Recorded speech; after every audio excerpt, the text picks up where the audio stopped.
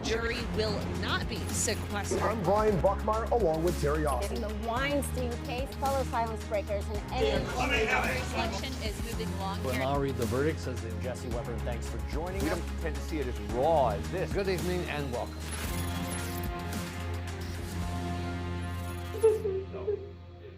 Can you guys delete my social media accounts? Like, after you guys get your warrant to go through all my shit, can you make sure everything, like, my social media is deleted? I mean, we can't discuss the case with you, but we'll look into some stuff, okay? But at least there's a lot of pieces here, okay? Reach out to us, okay? That's your prerogative, reach out to us. All right, welcome. I am Bob Bianchi. This is For the Record, the Law and Crime Network. What you saw there in that clip is the interview of Kyle Rittenhouse, who will be going to trial. Jury selection commencing in the Kenosha, Wisconsin shooting that has gripped the nation. As you know, these were protests that had broke out after Jacob Blake had been shot by the police. The 17-year-old traveled from Illinois to Kenosha, Wisconsin with his weapons because he was a part of a call by militia to protect various businesses from looters. And while he was there, he wound up shooting and killing Joseph Rosenbaum in a parking lot, then shot Anthony Huber, killing him as well, and a third individual who was shot, treated, and released, but was significantly injured. Cell phone data had captured most of the incident, and Kyle Rittenhouse is going to be claiming self-defense. The jury selection in this case is going to be very interesting. They have 80 jurors in the courtroom, 150 are waiting in another area, 34 are in the well. Once those 34 are excused for cause, they will go from the gallery and they will have more people coming in from a different waiting area. Once they get the 34 qualified juries, each side is going to have 7 peremptory challenges. Let me bring on my guest, Bob Ahilla, a trial attorney, and Catherine Coleman, a clinical psychologist. Bob, I want to go to you first on this. It's been kind of my white whale. You may have heard in Jersey and in other places, there has been an attempt to eliminate the use of peremptory challenges. New Jersey's going through the process of evaluating that right now. Talk to us about how important peremptory challenges are for both the prosecution and the defense, whether you think it's a good idea to get rid of peremptory challenges. And in this case, what do you think the lawyers are going to be looking for with their use of peremptory challenges? Well, I think the answer to that first is most lawyers are opposed to eliminating peremptory challenges. And I think most lawyers' clients would not be in favor of that. I mean, the problem is, and in New Jersey, to do that, it would have to be both the court, but the legislature. And in many states, I think that would be the same. But, you know, the thing is you have the array, you know, how people are selected in the first place. Then you have getting through that, who actually comes in to the big panel for that day. And then ultimately you have the selection processes as sections of that panel are brought into a particular courtroom. Then those panels are then looked at first by the court process. And in some cases, in some jurisdictions like New York, the lawyers play a greater role. Sometimes the judge isn't even in the room during the jury selection. But, you know, the interplay between the prospective jurors and the lawyers is supposed to be about the facts of the case and not to go into argument. But the problem is that there are certain limitations in New Jersey, for instance, where the courts do it primarily. If that screening process or those questions to reach out at biases, things that are going to undermine the impartial nature of the jury panel, really what that leaves is the peremptory challenges is where the lawyers have the chance to say, hey, you know, look, we don't get a good feel about this person, and, you know, we'd like to eliminate that individual. So, you know, that's what it's designed to do. And of course, in this age of inherent biases and things of that nature that are becoming involved in the selection process, you know, that can go both ways as well. And it can be institutionalized if you remove or eliminate the peremptory challenges, because the courts want to seat the jurors. They want to get the case moving. The defendants, the state, or in civil cases, the parties, they want to make sure that they got to have a jury there that will look at the evidence, you know, fairly and give them a fair and impartial verdict. Yeah, Catherine, in your capacity as a clinical psychologist, I mean, there are times where the judge says, you know, can you be free, you know, fair and impartial in this particular case? And you get hesitantly answers, or the judge says, "You mean to tell me you can't be fair and impartial?" The person feels that they're kind of being put on the spot. And to Bob's point, sometimes they may make a look at your client and shake their head from the jury box and things of that nature. We pick up so much communication other than just the words of an individual. What are your thoughts about removing peremptory challenges for both prosecutors and defense lawyers in terms of getting an impartial and fair jury? You know, as you all had mentioned, I don't know that I'm a big fan of it as well, because it really, I think, strips attorneys of a little bit of their autonomy, because they know what's going to be best for their clients. And they're watching too for those, as you mentioned, those nonverbals. Sometimes it's very obvious when jurors have a bias, and they'll make it very clear. But when somebody rolls their eyes, when they're tapping, their foot out of anxiety, when they stutter a little bit, those are signs that maybe there's something there that they're not disclosing. And so I think it's important that we allow attorneys to, still have that autonomy so that they can do what's best for their clients.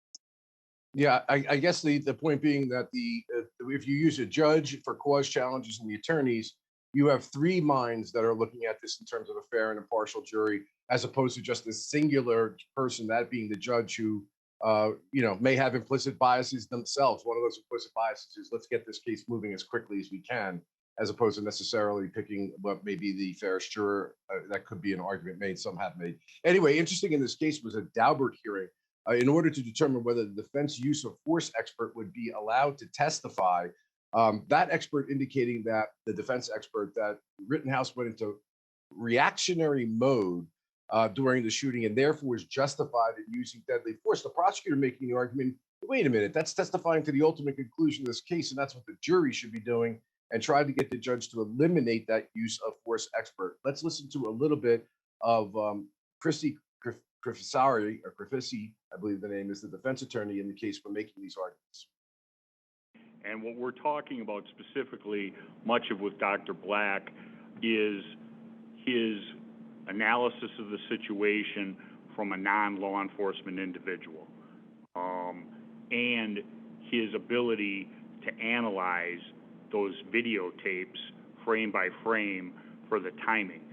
When we've looked at this case, and I've discussed it with numerous people, when one looks at the still pictures, just still photographs, it seems to take forever for the events to unfold. When one looks at the videos, it seems to go snap of an eye. And we tried to break it down for time, so how fast these things are occurring, how fast Kyle Rittenhouse is having to make his decisions, and that goes into the mindset of whether it's reasonable for somebody of his age and stature in that situation. And the information that Dr. Black put forth regarding the first incident at Car Source 3, 63rd and Sheridan, involving Mr. Rosenbaum, is the fact that Kyle was being chased. He tried to avoid Mr. Rosenbaum. He continues on. Turns around, Mr. Rosenbaum is lunging for him, and he's shot 4 times in less than 1 second. Those 4 shots, the 0 shot, and then the last shot was 76 or 77 hundredths, and that's based upon the frames. Then he gets up from there, sees Mr. Rosenbaum, the threats, the mob begins coalescing, saying things, and Kyle heads down Sheridan Road, I was getting my directions wrong, in a northerly direction towards the police line, where he's approached by Mr. Groskowitz, unarmed, and Kyle Rittenhouse does nothing to Mr. Groskowitz other than have a brief conversation. Hey, did you just shoot that guy, Gage Groskowitz asked. Kyle Rittenhouse replies, I'm going to turn myself into the police. I had to. And it's our position, obviously, that he had to shoot, putting forth his self-defense. He heads down the road, and he's attacked by the mob, which is event number 2. From the unidentified person who I've referred to as Jump Kick Man, the first and second shot at him, which are the only 2 shots that miss, to Mr. Groskowitz is less than 7 seconds total. All those events happened. He's hit in the back of the head. This will be a point of major contention. He's hit in the back of the head with a skateboard and a rock. Mr. Binger says he just fell because he's clumsy, which the evidence will not bear that out. He's on the ground and he's attacked. There's an individual to, I believe, Kyle's left. There's numerous camera angles at this time, who comes at Kyle. Kyle points his gun his direction, does not fire. That individual backs up. No shot is fired. As that's happening, he's kicked in the face by the man we refer to as jump kick man, and at that point, Mr. Huber goes in for the second whack with the skateboard to Kyle's head and neck. Not his body, his head and his neck. Clearly depicted on the video. I think those are things that he can testify about. There's a lot more to his report than that. Oh, there sure is. So that's what's concerning to me. Well, I understand. And Mr. Willis's report, I think, targets a lot of the opinions as to the ultimate question here. Was this a justified shooting? Was self-defense warranted here? And Mr. Willis gives an opinion on that issue. Dr. Black does too. And so I think what I'm hearing the court say is if we limit Dr. Black's testimony to the issues you've identified, then those are technical scientific issues that the jury may benefit from. And of course, parties will argue about it and whatnot. I think if we go further than that into Dr. Black's ultimate opinion and intent of parties and what people were thinking and why they acted a certain way, then Mr. Willis should be allowed to offer his contrary interpretation of those things as well. If he wants to provide one, I'd love to hear it. It's not in his report. Well, he gave plenty of opinions. They both did, but fine, but he didn't. Mr. Willis more so. There's nothing regarding timing. No. I think that the state has indicated that it does not object to Dr. Black testifying on the timing and on the other feature that I mentioned about human behavior, I'll call it, in terms of what people see, what they perceive, and to some degree the assessment. I'm fine with that, Your Honor. No other evidence from either of the experts? Well, if he has something that he wishes to offer from his expert, that's what I'd like to hear. Well, I know it, and that's what I'm saying. When I read the report, no criticism of the caliber of the report, the thoroughness. Just it essentially was, there was nothing scientific or technical that I saw, and as a consequence, it's inadmissible. So that was my preliminary impression. So I'm not going to let you ask any questions unless they are going to try to defend it and say, no, he should be allowed to testify. All right, Bob, we're talking about a Daubert hearing. So let's talk to our audience about what a Daubert hearing is. It's a famous case throughout the country. And your thoughts about the judge basically granting the state's argument, gave a little bit to both sides. He'll allow testimony about use of force as to the elements of use of force, but he will not allow, calling it speculative, for the expert to talk about whether or not the defendant believed he needed to use of force because his life was in jeopardy. So talk to us about Daubert. What do you think about the judge's ruling? Well, yeah, first of all, as you said, what they're trying to show here is ultimately that the behavior was justified because of the circumstances, and part of that was the timing, and that's some of the things that they discussed. But also the ultimate opinion here, and that's what we're talking about, is an expert testimony, expert's opinion, that the actions of the defendant were reasonable under the circumstances and circumstances he didn't create, obviously, for that to be a justification. And therefore, he should be excused of the criminal charges against him. Now, expert opinion basically has three elements to it. Number one, is it going to be helpful to the fact finder? And to do that, you have to have number two, and that's with these hearings like Daubert, and there's another case, Fry, that's out there, the federal level. But what they're looking for here is, number one, is this witness qualified to speak? Is this something that even, there are experts on? And then number two, if he is qualified to speak, is what he relied upon scientific or reliable enough for him to, give that opinion to the jury, and the jury to weigh the credibility of that opinion. So, and that's where the judge is having some trouble here with respect to that he's giving an opinion, but he hasn't really brought the dots that he's connected to reach that opinion. Right. And Catherine is a clinical psychologist. So I always love having psychologists on the show. Give me your 30,000-foot overview of what you think the psychology, if you will, of this jury is going to be with respect to this case, and what can the lawyers do to kind of advance their positions one way or the other with regard to influencing the jury to their, or pushing them towards their side of the argument that they want the jurors to believe?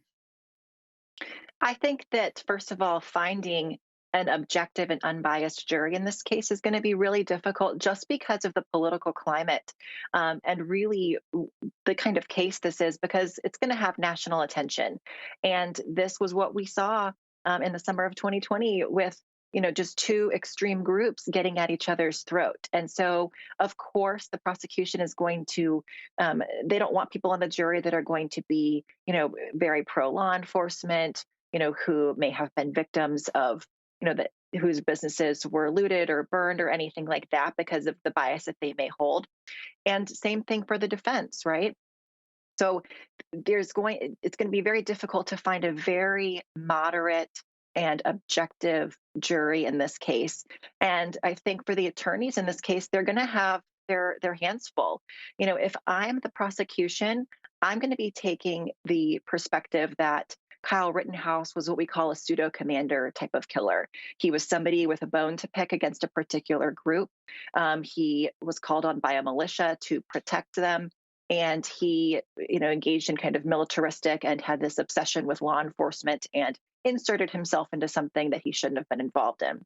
And if I'm the defense, I'm going to be wanting to convince people that he was acting in self-defense and that he was just trying to leave the situation and trying to protect himself. And he's this sweet young kid. So I think it's going to be very, very difficult. Yeah, it will be fascinating with these competing narratives, and finding a fair jury is certainly something that's going to be a challenge for everybody, including the judge. All right, guys, we're going to take a quick break here, but don't go anywhere, because Brian Buckmire, our boots on the ground in the Ahmaud Arbery case, is going to be next after the break with some updates on what's going on there. Please stay with us.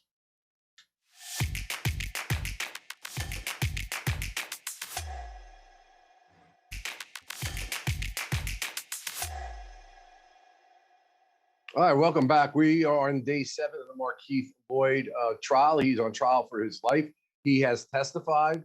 The defense has rested, and now the prosecution has called a rebuttal witness. That's Sade Dixon, the ex-girlfriend that Markeith Lloyd was convicted of killing her while she was pregnant. He took the stand in that case too, and the jury did not give the death penalty in that case, but rather life in prison. So let's take a listen to a little bit of Sade Dixon's brother on the stand testifying on behalf of the prosecution.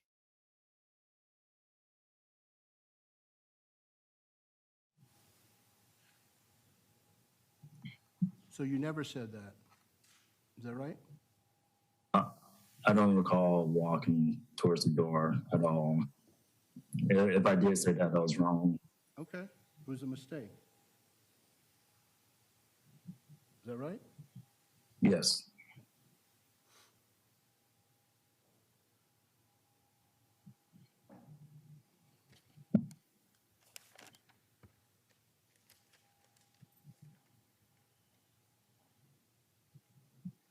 One moment, Judge.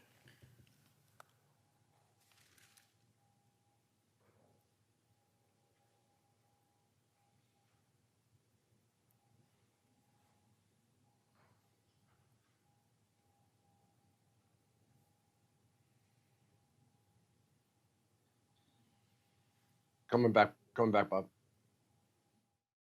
Okay, so you're taking a little break there. Bob, why is this witness for the prosecution so important that they called him after the defense rested their case? Did the defense open the door to this witness? Well, I think anytime the defense goes beyond, what the state's case was, they're going to open, the case up to new evidence. There was a lot of testimony that the defendant had over the weekend relating to his intent, that he was afraid, the self-defense aspect to this case.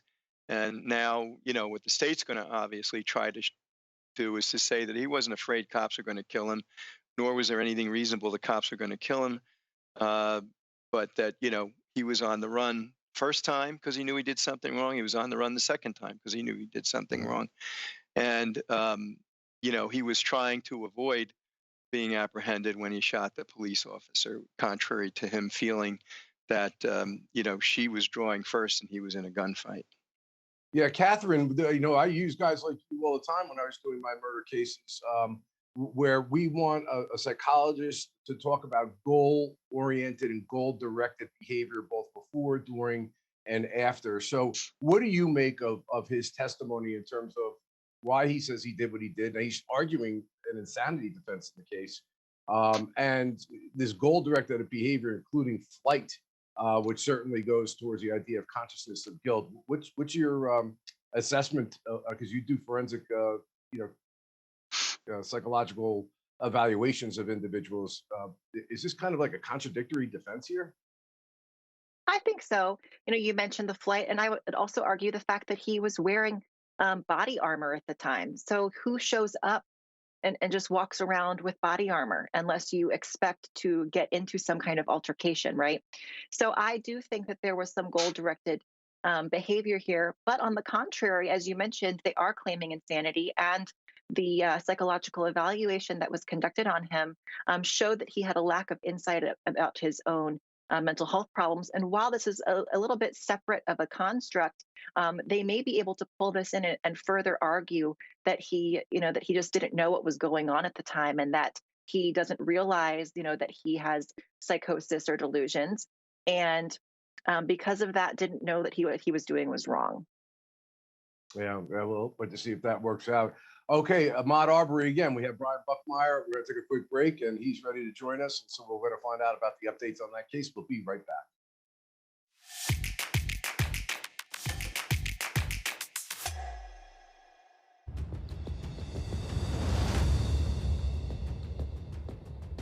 Well, welcome back. As you know, selecting a jury in the shooting death of Ahmaud Arbery has been challenging. 64 jurors, qualified jurors, is the magic number they're trying to get to. As of this weekend, they had 55. There may be a little bit of a problem with that. 17 jurors are being vetted today. As you know, the defendants are facing malice murder charges, aggravated assault, false imprisonment, and criminal attempt. So we have our very own boots on the ground, Brian Buckmire from the Law and Crime Network.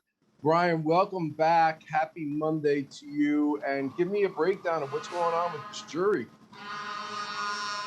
Yeah, so like you said, Bob, Friday night, we thought we were that much closer to getting that magical number of 64 jurors. But we knew that Judge Walmsley said that he would be considering one of those jurors. And this morning, we found out that he actually struck her for cause, agreeing with the defense. The reason being was that it appears that she's a single mother, that there's a father in the picture, but he doesn't have custody over the child. And there's no child care for that child after 5:30. So what I've learned about Georgia, which I actually really like, is if there's an issue with childcare and you have a child under the age of 6, just like if you're over the age of 70 and you do not want to participate, there's actually, it seems like almost a statutorial or some sort of just like a common understanding that those people are disqualified. And the judge, I think to his credit, said, we don't want to rush this young woman out of here to go pick up her kid at 5:30 because they can't guarantee that each and every day. So that person was disqualified. We're back at 54. Yeah, Brian, you were telling me before we went on air that there was something interesting that happened with one of the jurors who did get struck for a cause based on their view of the case. Talk to us a little bit about that. Yeah, Bob, so everyone's being asked the same question. Do you have a fixed opinion? Do you have a negative opinion based on the defendants? And for the most part, you would get what you believe. Yes, we've seen the video, we've heard the reports, we have somewhat of a negative impression of the defendants, but we will try to put that aside. This, from my understanding, was the second time this has happened where they have a negative opinion, but not towards the guilt of the defendants, but towards the innocence. They believe that this was a citizen's arrest and that this was self-defense, and for the second time, we've had a juror be struck because their belief was so fixed as to the innocence of the McMichaels and Brian that they would not change. That was interesting to see because that's, like I said, so few of them have had that opinion. You know, Brian, I've been asking this question all around. If the judge said, okay, well, that juror is going to sit, I'm not going to strike them for cause, and you don't have peremptory challenges, that kind of juror could actually sit on that jury trial. Yeah, absolutely. And I think the prosecution would have a strong argument for trying to get rid of that individual. But interestingly enough, Bob, that person was struck on consent of both parties. Typically, you would see the defense trying to fight to keep that juror in for the exact theory that I think you're hinting at, Bob. You want to get the other side to use up their peremptory challenges. But the defense, I think, is realizing how strongly that person's belief was that their clients were innocent, regardless of any information that may be given later on. And so they agreed to disqualify that person. But we're hearing also, for example, Kevin Goff, the attorney for William Bryan, he's asking the judge to allow for a greater amount of alternate jurors, more than the 4. So we're not quite done yet. We took, as I said, 55 steps forward, and we're taking 1 step back by disqualifying a juror. Still need 10 more. 17 came in today. 3 are already disqualified. This looks like, to me, Bob, that we might not get opening statements until, if we're lucky, Tuesday afternoon or sometime on Wednesday. Wow. So, I mean, at least in the next couple of days, Brian, you anticipate we will wind up having a jury and moving forward with the trial in the middle of the week. Is that right? That's what I would expect. The other thing I would add as well, Bob, is I keep saying this because we're both trial attorneys. You start doing trials around November, you get to worry about Election Day, which is tomorrow. You get to worry about Veterans Day, which is November 11th. And, of course, Thanksgiving. But we're being told that they're going to work through both Election Day and Veterans Day here. The Sheriff Neil Jump is a great guy. He's been really making sure that things have been moving smoothly. And he told me if the judge wants him and his sheriffs to come in and work, they're going to do so and make sure that everyone here is safe and things are kept orderly and we move this trial along. All right, awesome, Brian. Always great reporting and always appreciate your insights. As a trial lawyer and a journalist out there, Brian Buckmire from the Law and Crime Network. See you soon, Brian. See you soon, Bob. Okay, and that's not all we have with Brian Buckmire. Brian Buckmire, and also a BBC reporter, had the opportunity to speak to Ahmaud Arbery's mother, Wanda Cooper, which is very fascinating. She's been giving a lot of interviews, and they're very telling and interesting. Let's take a listen to Brian and the BBC reporter's interview with her. It was a horrific thing that happened to Ahmaud and to happen to your family. What good do you feel has already come out of it, and what good do you hope will come out of it in the future? Yes, it was a very horrific thing to happen to Ahmaud. Being back in the summer of 2020, we got the citizen's arrest repealed, so that was great. We also got a hate crime bill passed in the state of Georgia, so that was huge for our family and also for the state of Georgia. And what good do you hope will come out of it in the future, relating to maybe other young black men or this community? I hope that in losing Ahmaud, that people that look like Ahmaud will be able to jog, they will be able to run, they would be able to do whatever and be free, and not to be worried about being chased with guns and killed. Ahmaud clearly is not here for very sad reasons, to be able to explain to the jury, explain to the world what he was like, his personality. What would you want to say on his behalf about who he was? Ahmaud was my baby boy. Ahmaud was happy. Ahmaud was loved. And I hope as the jurors see me sitting there that they will see me in that light as well. Ahmaud was all about love. It's interesting to see how small and tight-knit this community is. Many people saying they knew Ahmaud, or even some of the defendants. Mm-hmm. What are your feelings about this community specifically, being the 12 jurors and 4 alternates in the case for your son? Picking the correct jurors to make the correct decision, which is guilty, it's going to be very important that we get the right individuals. I feel confident that we'll get the right individuals because the same citizens of this county were able to get out the public defender of Jackie Johnson, the DA, who waited forever to make an arrest. So I'm confident that they will have their hearts in a good place and come in and listen to the facts of the case and make the right decision. Bob, very, very inspiring how she places her trust in the system, and from what she's observing, indicates that she thinks that they can get a fair jury. But there is a civil suit that was filed by the family last year And do you think Atlanta is going to hold off on either proceeding with that case, doing anything with that case, or settling that case, a la the Derek Chauvin, in my opinion, debacle of settling a case in the middle of a trial and influencing potentially the jurors in that case? Well, the interesting thing about having both a criminal prosecution, going on while you have a civil case, is it can complicate matters for both sides. I mean, obviously, evidence could come out in the context of the civil case, and the defendant or defendants in the criminal case have to be careful what kind of proofs they put in or are required to put in.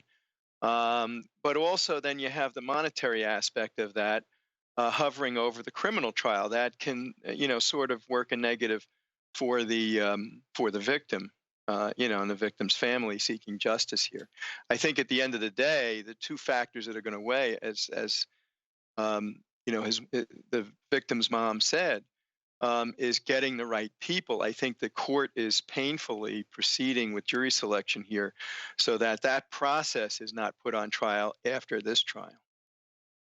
Catherine, from a psychological point of view, I mean, when the case settled in Chauvin, jurors did say that it influenced them because he must have done something wrong. Otherwise, why would they settle? And we know that it's nothing to do with the real world of how the law operates. But what kind of psychological impact can that have if they were to settle this case in the middle of this, the jurors were to find out about it? And even though they say, no, it won't influence me, in reality, does it?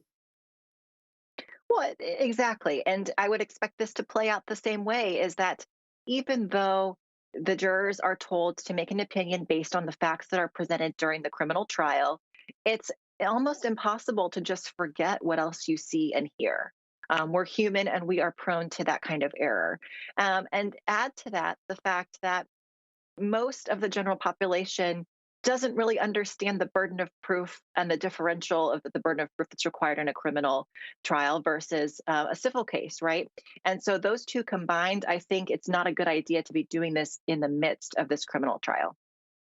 Yeah, and Catherine and Bob, we all know that sometimes they settle a case not because they necessarily think that, and I'm not saying in Chauvin's particular case, but they sell it because they look at the cost factor of how much it's going to be to try the case. And they're like, you know what? Let's just get rid of it. No bad publicity. We move on. It has nothing to do necessarily a lot of times settlements with rightness or wrongness. But anyway, we will see if they do that in Atlanta. We're going to take a quick break. We're going to come back more with Markeith Lloyd. Again, keep in mind, he testified in his first trial and they spared his life. So he convinced that jury not to give him the death penalty. He did the same thing in this trial. We're going to listen to some of that testimony. Is he going to skate a second time, or did he make a mistake by getting up on that stand? We'll be right back.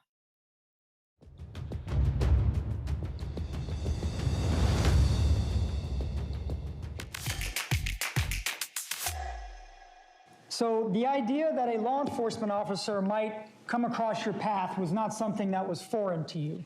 You knew that could happen, right? Yes. Right. And you knew that your response to that would be to kill that person. Negative. Then why did you obtain my response for that is to stay alive and defend myself against anybody and anything. Just because you think whatever you think, they don't give you a right to kill me. They don't give you a right to set me up and try to kill me. I tried to turn myself in twice before Walmart. Walmart never had to happen. Look at me. But y'all don't want the people to know that. I'm looking at you, Mr. Ryan. Okay. Okay, Markeith Lloyd on the stand trying to save his life. Now, let's go back to the basics of this case, because if you're a true follower of the Law and Crime Network, you know we covered gavel to gavel when he killed his ex-girlfriend who was pregnant at the time, and he did get on the stand, and that jury spared him the death penalty. While he was on the run for that case, a tipster at a Walmart indicated that Mr. Lloyd was there, Markeith Lloyd was there, and the police officer, Deborah Clinton, who was a lieutenant, confronted him, called for backup, and what ensued was obviously the killing of Lieutenant Deborah Clinton. He is pleading not guilty by reason of insanity, and also kind of bringing in this like self-defense stuff. Let's listen to a little bit more of what Markeith Lloyd has to say in his defense on the stand, and whether our guests believe that the second time around with regard to this, he's convinced them well enough so that he can actually spare himself the life penalty or even a conviction. Let's go to it. Does there come a time when that changes? Yes, when I hear the shot, I pulled my gun out and I turned around and returned fire. Okay, so the first time you pull your gun out is when you hear a shot? Yes. Okay, and where was your gun? On my waist. Okay, did you only have one gun? Yes, I had two, but the other one was in the car. Okay, and why were you turning around with your gun out? Because I heard a shot and I'm defending myself. Okay. And so what happens when you turn around? I return fire. Okay, when you turn around, do you see the police officer? Yes. Okay. At that point, there's no question she's a police officer? Yes. Okay. And what is your belief about the shot that was fired that you heard? Who did you think that was being shot at? Me. Okay. And so that's why you turned around? Yes. Okay. What happens when you turn around? I return fire. And? It's a gun battle. And she's firing, I'm firing. She falls and she's still firing, so I'm still firing. And my visual was more at her arm, her gun hand. I'm trying to stay away from her gun hand. And when she dropped her gun hand, I stopped shooting. When she stopped shooting, I stopped shooting. Okay, when you went towards her, what was your intent? To try to shoot the vest. Okay. But when you went towards her initially, what was the purpose you were going after her? Because I feel like she just tried to kill me. Okay. She tried to shoot me in my back.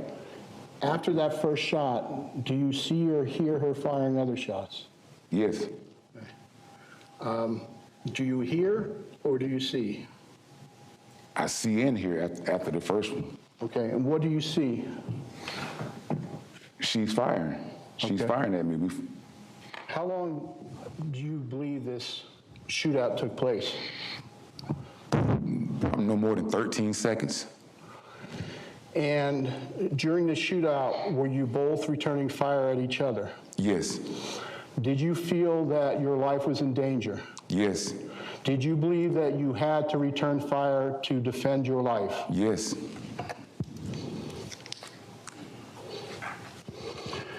Now, at some point, as she's running away, she falls down. Yes. What happens? Describe what you remember seeing. So when she falls down, I don't know if my momentum was taking me over her or whatever, but she falls down. When she falls down, she still continued. She's firing at me from the ground. So even on the ground, she had her gun out? Yes, she still was firing. And she was still firing? Yes. Okay. And so what is your purpose at that point? I was trying to hit her vest to knock her out. Okay, did you fire at her vest? Yes. Okay, why do you believe that firing at her vest would knock her out? Because that's what I know about vests. That's what I know. Okay. Similar to the issue where you were going to shoot yourself earlier? Yes, I wanted to test it on myself. Okay. When did you stop firing? When I seen her gun, hand go down. Okay. Catherine, nobody knows yet, based on this evidence, and I don't think we're going to hear it, as to who the first shooter was, in this case, or there's certainly conflicting aspects of that. The lawyer is using words like intent and your purpose, and it seems like he's giving a self-defense explanation here. How does that make sense to you with regard to an insanity defense? Aren't they in opposite things? It doesn't make a lot of sense. They're asking his intent because they want to know if his intent, of course, was to kill her. And he's saying that his intent rather was to just make sure that he didn't die and to knock her out. It doesn't make a lot of sense because if he's claiming insanity, right, it's that he doesn't know what he was doing at the time of the crime for the most part. And obviously he knew what he was doing. It's just that the reason behind it is faulty, right? And I would expect that they're going to use his mental health diagnosis as a contributing factor to the insanity defense. And if that's not effective to use it as a mitigating factor. That being said, simply having a mental health diagnosis, even one as severe as a psychotic disorder, is not enough and does not provide an excuse for somebody committing homicide. Yeah, Bob, we got to be really clear. That's a great point that Catherine's making. You have to ensure that they're suffering from a mental disease or defect that's recognized in the community of scientists, but also that in most cases, generally speaking, it deprives you of your ability of forming an intent or a purpose because you couldn't appreciate the rightfulness or wrongfulness of your act, or you could not conform to that. So does he help himself here? Was his testimony? I mean, he was getting up there. He wants to get up there. This is what spared his life the last time. Do you think it was a good idea for him to be up on that witness stand? Well, the question of whether it was a good idea or not, it's going to be whether it was his idea as opposed to the lawyers. And, this trial has been a challenge from what I hear for the defense lawyers trying to get on the same page with their client. But as you pointed out, with respect to the legal definition, because it's a legal definition, not a medical one, of insanity, that, you have to be dealing with a person who doesn't even understand that what they're doing. They don't have the ability to form the intent to commit an act because they don't recognize the act as a crime, and they don't understand that it's wrong to do, or one of those two. Here you have a person, as you pointed out, going exactly the opposite way. They're talking about what their state of mind was, and they're describing it in a way to create a deadly force justification defense. And this is a very carefully laid out statement this defendant's making about, that he did know what was going on, and he did what he did because she shot at me first. She had no right to do that. And I returned fire, and I was going to keep firing until I stopped that threat. Now, that may be great for self-defense, but I agree with you. I think it totally undermines the insanity defense. Yeah, really, really interesting. Let's listen to a little bit of the redirect examination of his lawyer after the prosecutor had done or completed the cross-examination. Did you have a true belief that the police were trying to kill you during the period of time that you were dealing with the incident, beginning in, yes, let me finish, December 13th, 2016 till even after the shooting of Lieutenant Clayton? Yes, I've had that belief for a long time. We've been dying for hundreds of years. I had that belief for a long time, and it just got supersized with the lies that was told when I had these traumatic events in my life with my child mother and my child, and then what the news reported that comes from the investigators. Sustained. Okay. And you, just so you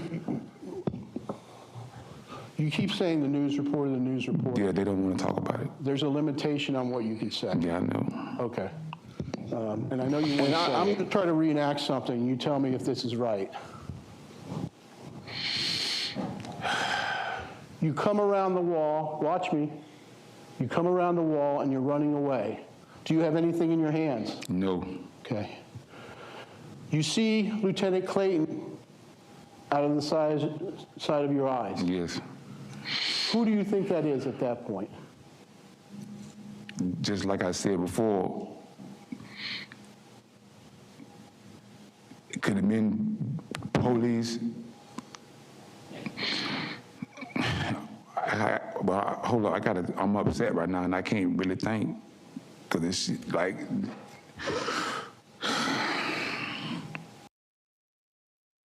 Catherine, never a good idea when you have your client, you're asking a question, you can't answer the question.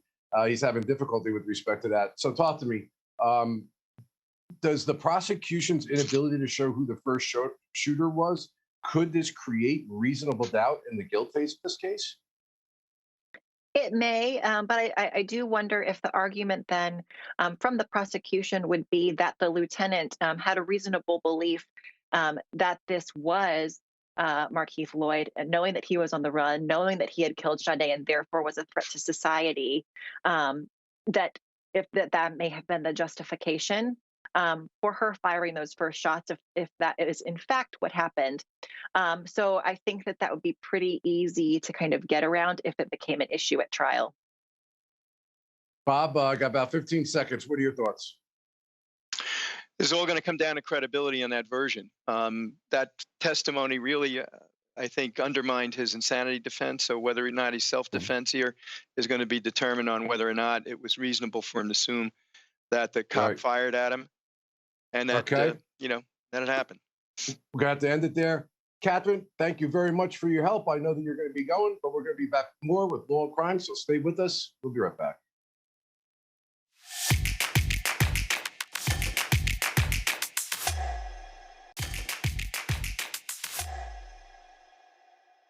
All right, welcome back to the Law and Crime Network. I'm your host, Bob Bianchi. So Kyle Rittenhouse's case, the Kenosha, Wisconsin shooting case, jury selection starting today. I know all of you know about this case. This happened after the police shooting of Jacob Blake, where there was protests that were occurring, and a militia group had been asking for people to come to actually help stop looting of businesses.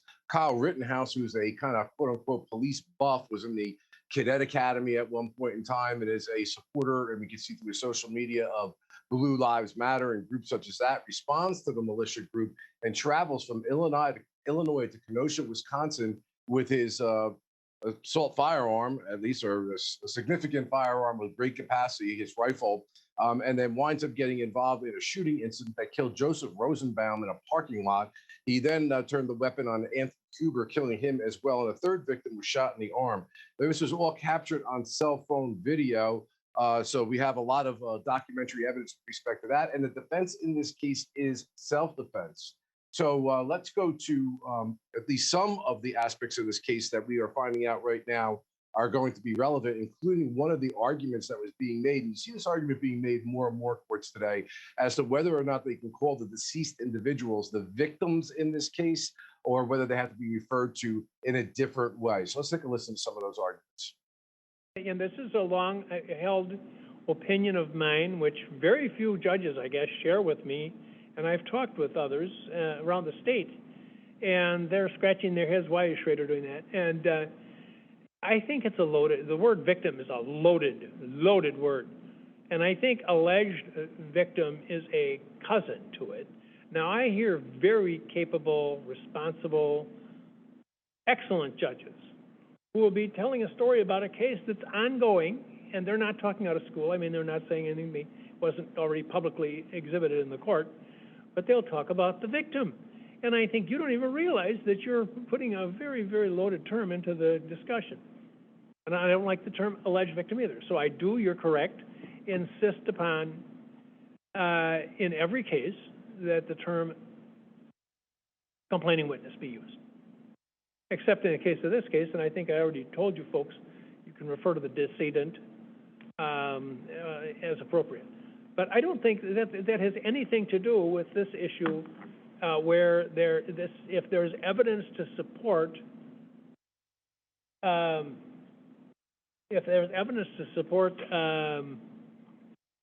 one of the people. Let's give a mythical name to someone who might have been shot in this instance, and we'll talk about Smitty.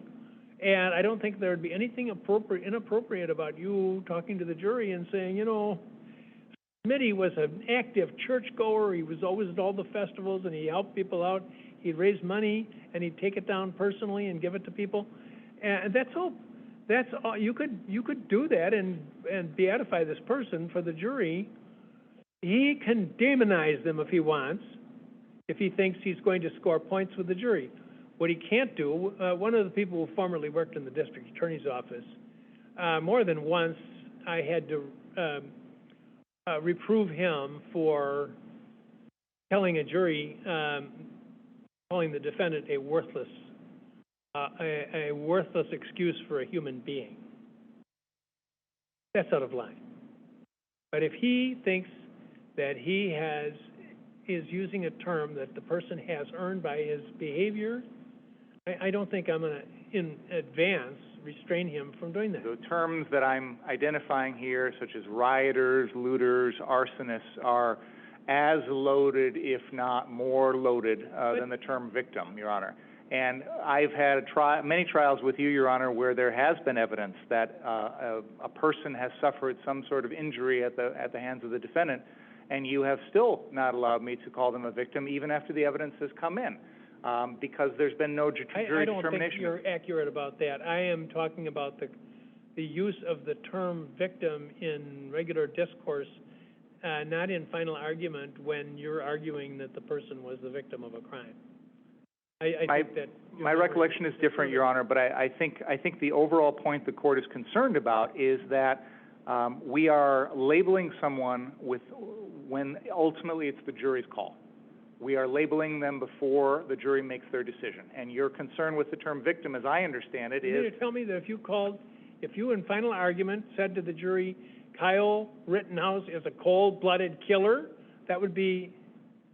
You don't think that you'd be allowed to do that? I think I should be. I think I should be allowed to call people a victim, too. Why can't he call the victim an arsonist if that's what he thinks he can prove? Your Honor, I have practiced in most of the courts in this county, and other than you, as you rightly pointed out, the other judges do allow us to call people victims, even at the beginning in an opening statement. And I would like to be able to do that in your court, but you've made it clear to me that we can't. And I think your concern there is that it is a loaded term. We are telling the jury something when there's been no judicial determination of that. And I think that's your reason for prohibiting the use of that term. I disagree. I think the state should be allowed to use it. We have a statute called the Victims' Rights Law. We have a constitutional amendment protecting the rights of victims. Our office works very hard to protect the rights of people that are victims of crime.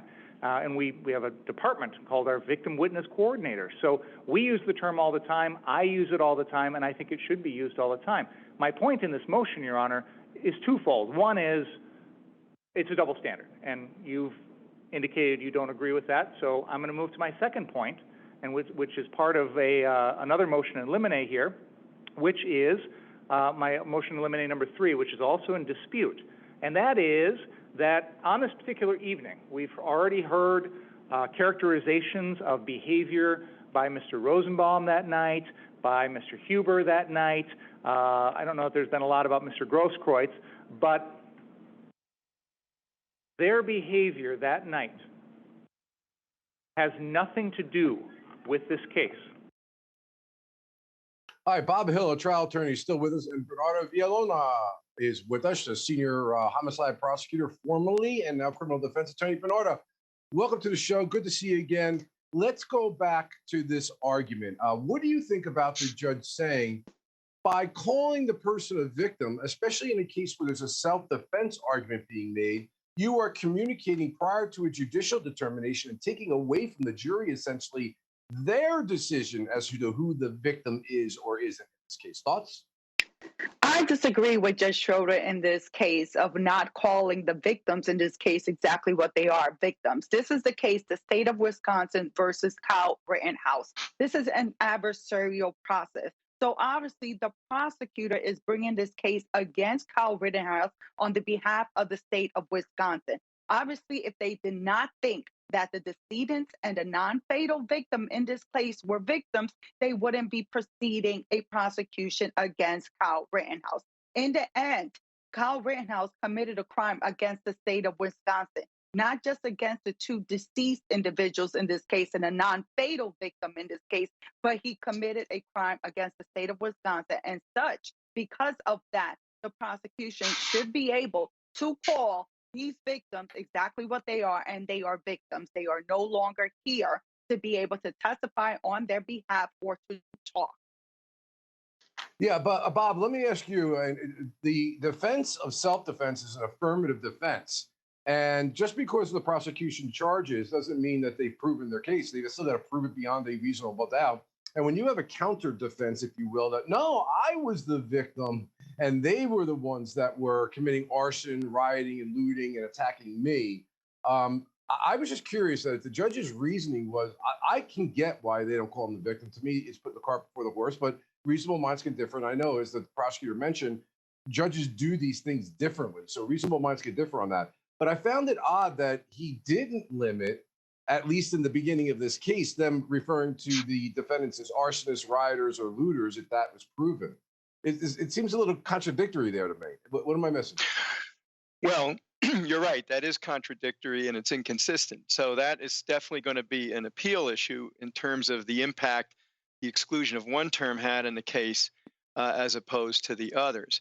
But you're also correct in pointing out that with an affirmative defense of self-defense, that they're in a sense putting in proofs and evidence that the jury is going to be asked to make a determination that these weren't victims, that they were perpetrators, and that this individual on trial was justified for taking force or using the force that he did.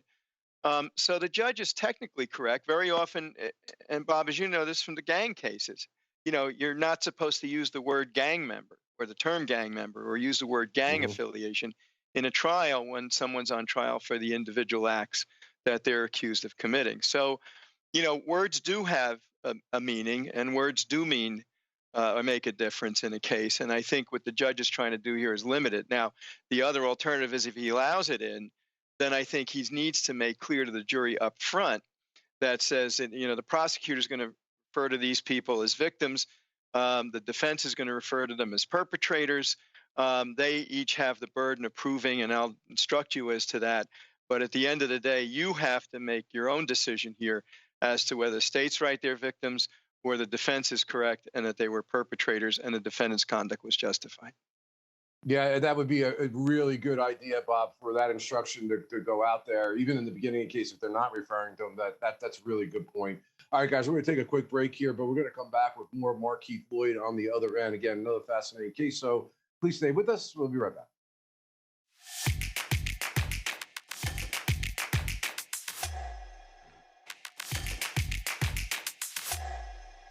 Now, there was some talk in the courtroom that you were afraid of police. Are you afraid of police? No.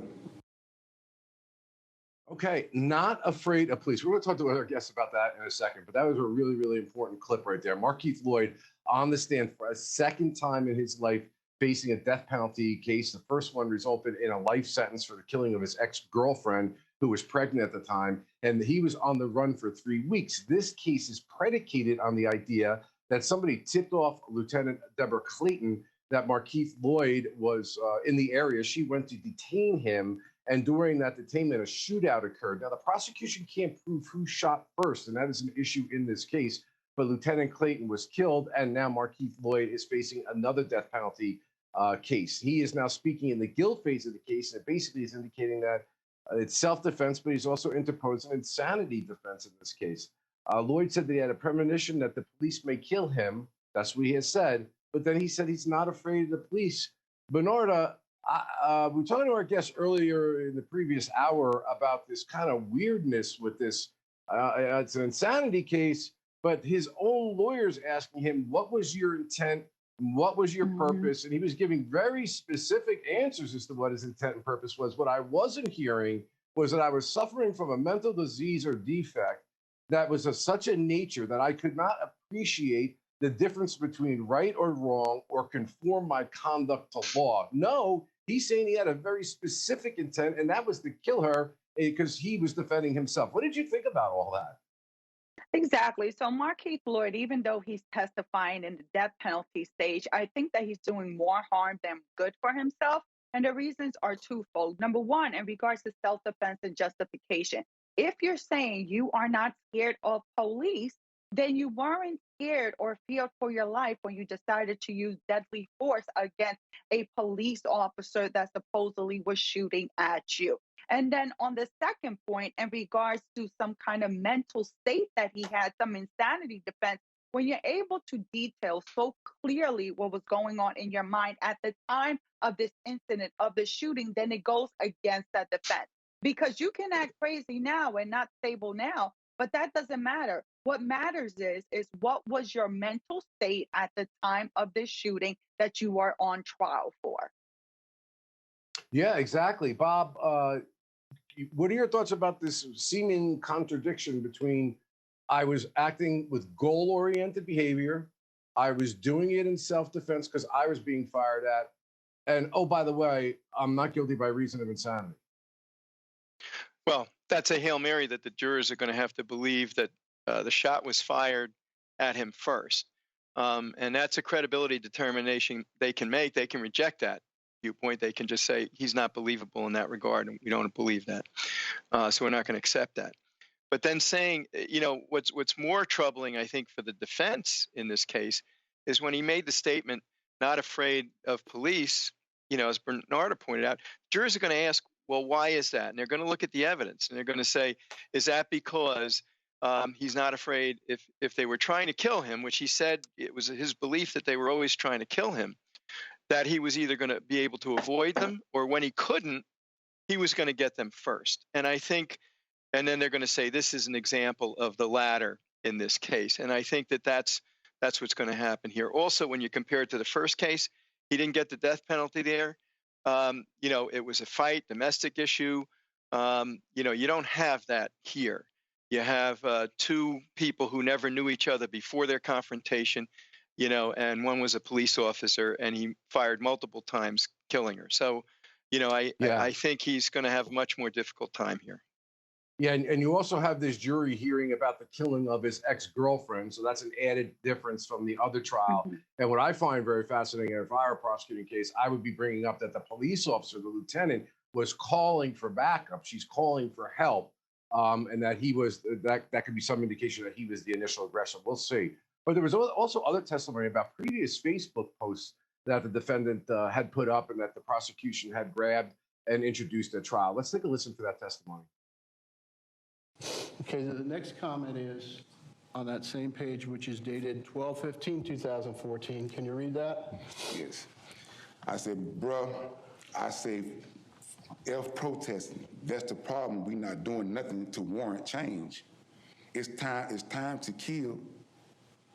It's a time to kill, and our killing will be in defense. What are you saying there? It's a time.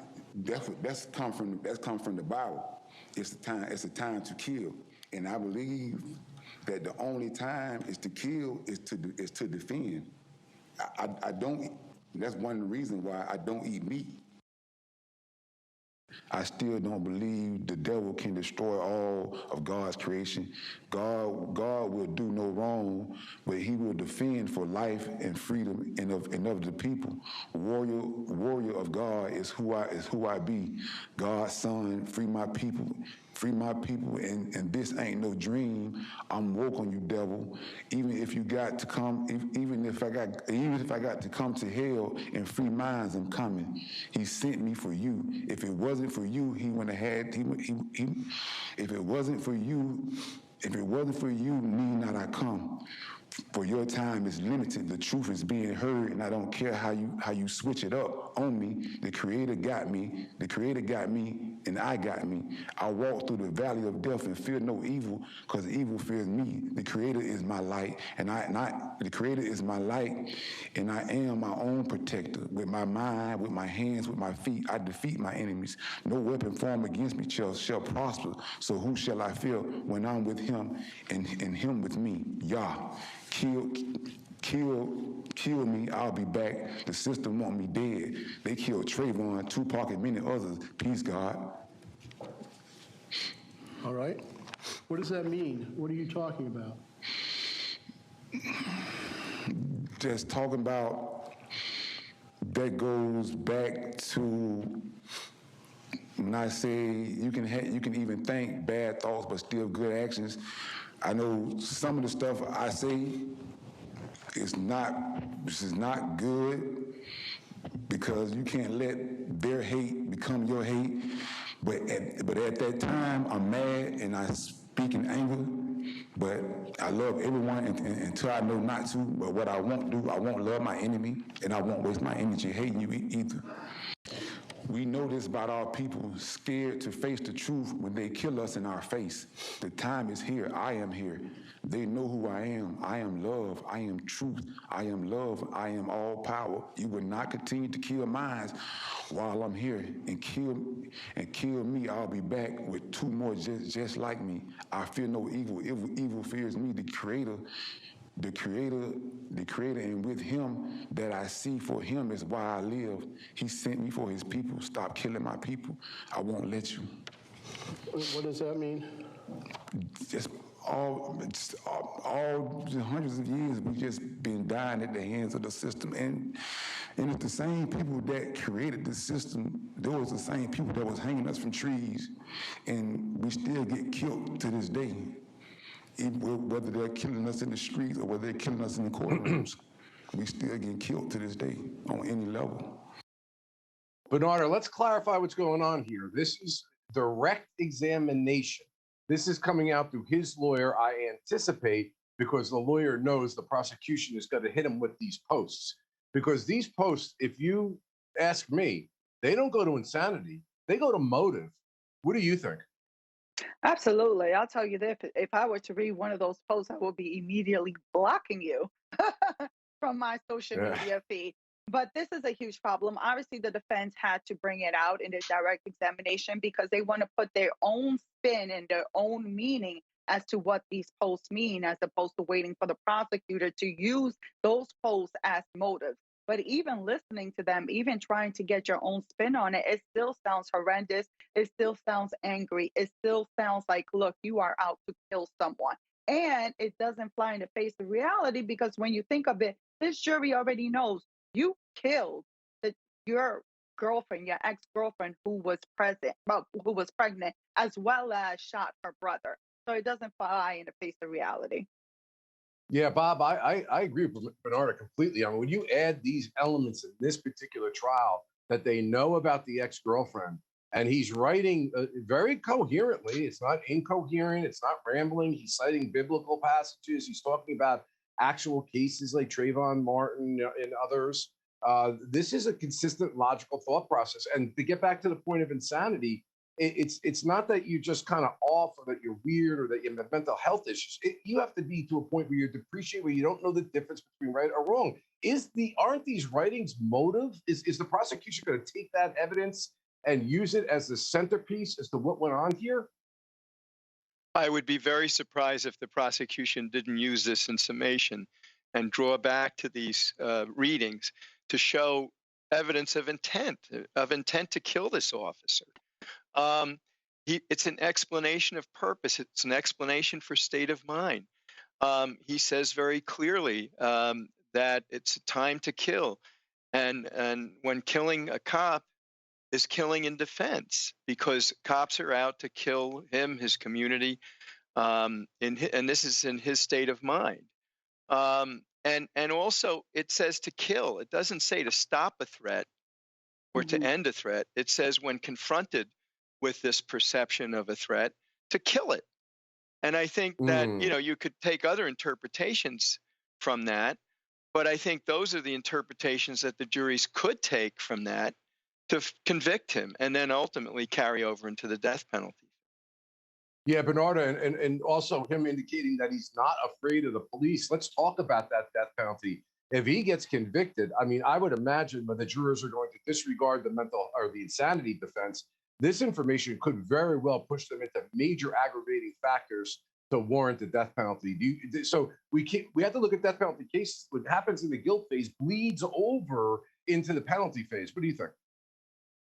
Absolutely, absolutely. So remember that his statements and what he testifies to is going to come out, especially when the prosecutor does their closing argument in this case. And that statement there, I am not afraid of the police. If I were the prosecutor in this case, I will make it a constant theme during my closing argument to show you the type of person this is and what was in his mind prior to him beginning to shoot Lieutenant, the officer in this case. So it's going to definitely be an aggravating factor, and it's one that's definitely not going to play in his favor. I don't think this time he's going to walk away from the death penalty. Yeah, these are damning combinations of facts, and they're coming out of the mouth of the defendant himself. All right, guys, great commentary as always. We're going to take a break, but we're going to come back with more on Markeith, Lloyd, because let's get to that mental health defense and see what the testimony is with respect to that, because that's pretty much all he's got. We'll be right back.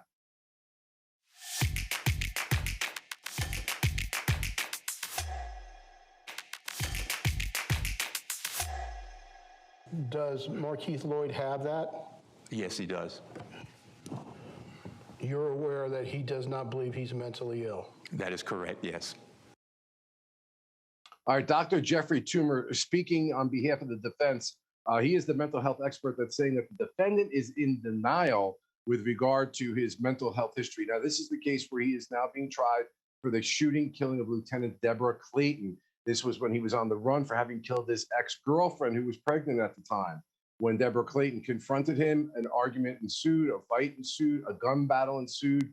We don't have direct evidence as to who shot first. The defendant's on the witness stand saying that the lieutenant was shooting at him first and he was defending himself. In a previous clip we saw from previous Facebook posts, he talks about taking control and all the police misconduct and essentially advocating for killing of police officers. So that's going to be something that's going to be extremely important. So let's listen to a little bit more of Dr. Toomer as he discusses that Lloyd is in denial of his mental illness. Besides schizophrenia, what other illnesses attach or are connected to anosognosia? Oh, you can find some of the same symptomatology manifested in other forms of mental illness, such as bipolar disorder and the like. And what does that mean? What is anosognosia? It is a lack of insight, a lack of judgment that attends to schizophrenia. And when we talk about schizophrenia, we often talk about it in terms of schizophrenia spectrum disorder. And that means that with schizophrenia, you can have a variety of symptoms manifested that fall under that particular category. Okay, and does that mean if you have anosognosia that you don't recognize that you're mentally ill?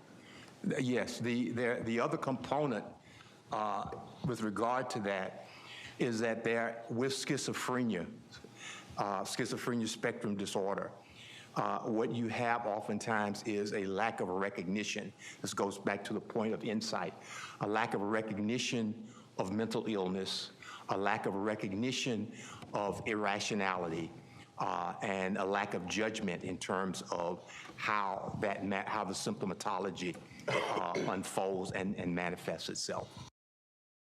All right, Dr. Toomer is there trying to talk about the mental health illness. Bernarda, is it doing it for you or not? So I think he needs to break it down a little bit more easier for lay folks to be able to understand, because I think using these medical terms, it tends to confuse the jury. It even confuses attorneys. So just imagine for the jury. So he needs to break it down some more. And also I find that I don't think the jury is going to actually feel like, oh, he doesn't believe he's crazy, whether that's going to be an argument that they'll be able to say, okay, I agree with that. And technically he's legally then insane, so he shouldn't be receiving the death penalty in this case. Bob, do you think that, I don't think it goes to not guilty by reason of insanity for the reasons we talked about with respect to that high bar in the law to get there. But, a lot of times defense attorneys try a case towards the death penalty. And I've tried death penalty cases as a prosecutor. So they're kind of looking at sometimes putting some experts on to kind of soften that playing field. Maybe the jury will feel sympathetic and give a life sentence, but also, again, the bleed over factor that maybe they'll say, well, he's got this illness, it wasn't addressed, and this was a mitigating factor as to death. Is that maybe one of the strategic reasons the defense called this witness? Well, that's a great point. You're using it as a defense, but can you also use it as a mitigating factor in the penalty phase where a death penalty consideration is going to be given? It's also an expert opinion. So I imagine, he's going to have to do a lot more explaining to support that and what the failure to recognize that he's mentally ill has to do with this case. Because if the mental illness is such that it didn't fall or create circumstances that allow him to use the insanity defense, then so what? There are a lot of people seeing psychiatrists and psychologists, and, those people are not committing crimes, and some of them have the same diagnosis. So, that's got to be established to even ring a bell with the jury, I think. The other part of it is you'll see in cross-examination, I would imagine that they'll attack facts for the opinion and the opinion itself. And at the end of the day, the jury can discount, all part, or none of that opinion in reaching its verdict. Yeah, I've seen all sorts of things happen in death penalty cases in terms of strategy. And the more I'm thinking about this, the more I'm thinking that they're putting this witness on not so much thinking that they're going to get an NGI in the guilt phase. I think they're going for self-defense there. And yet they have this in their pocket so that they can now go towards the penalty phase. And I'll tell you why I'm saying that. The next clip, the doctor's talking about developmental disruptions that the defendant had in his life from a rough upbringing. Let's take a listen to that. What information, give the jury an example of some of the information that you used and received. Well, I talked by phone to family members, and I also reviewed various tapes from testimony that had been provided by family members.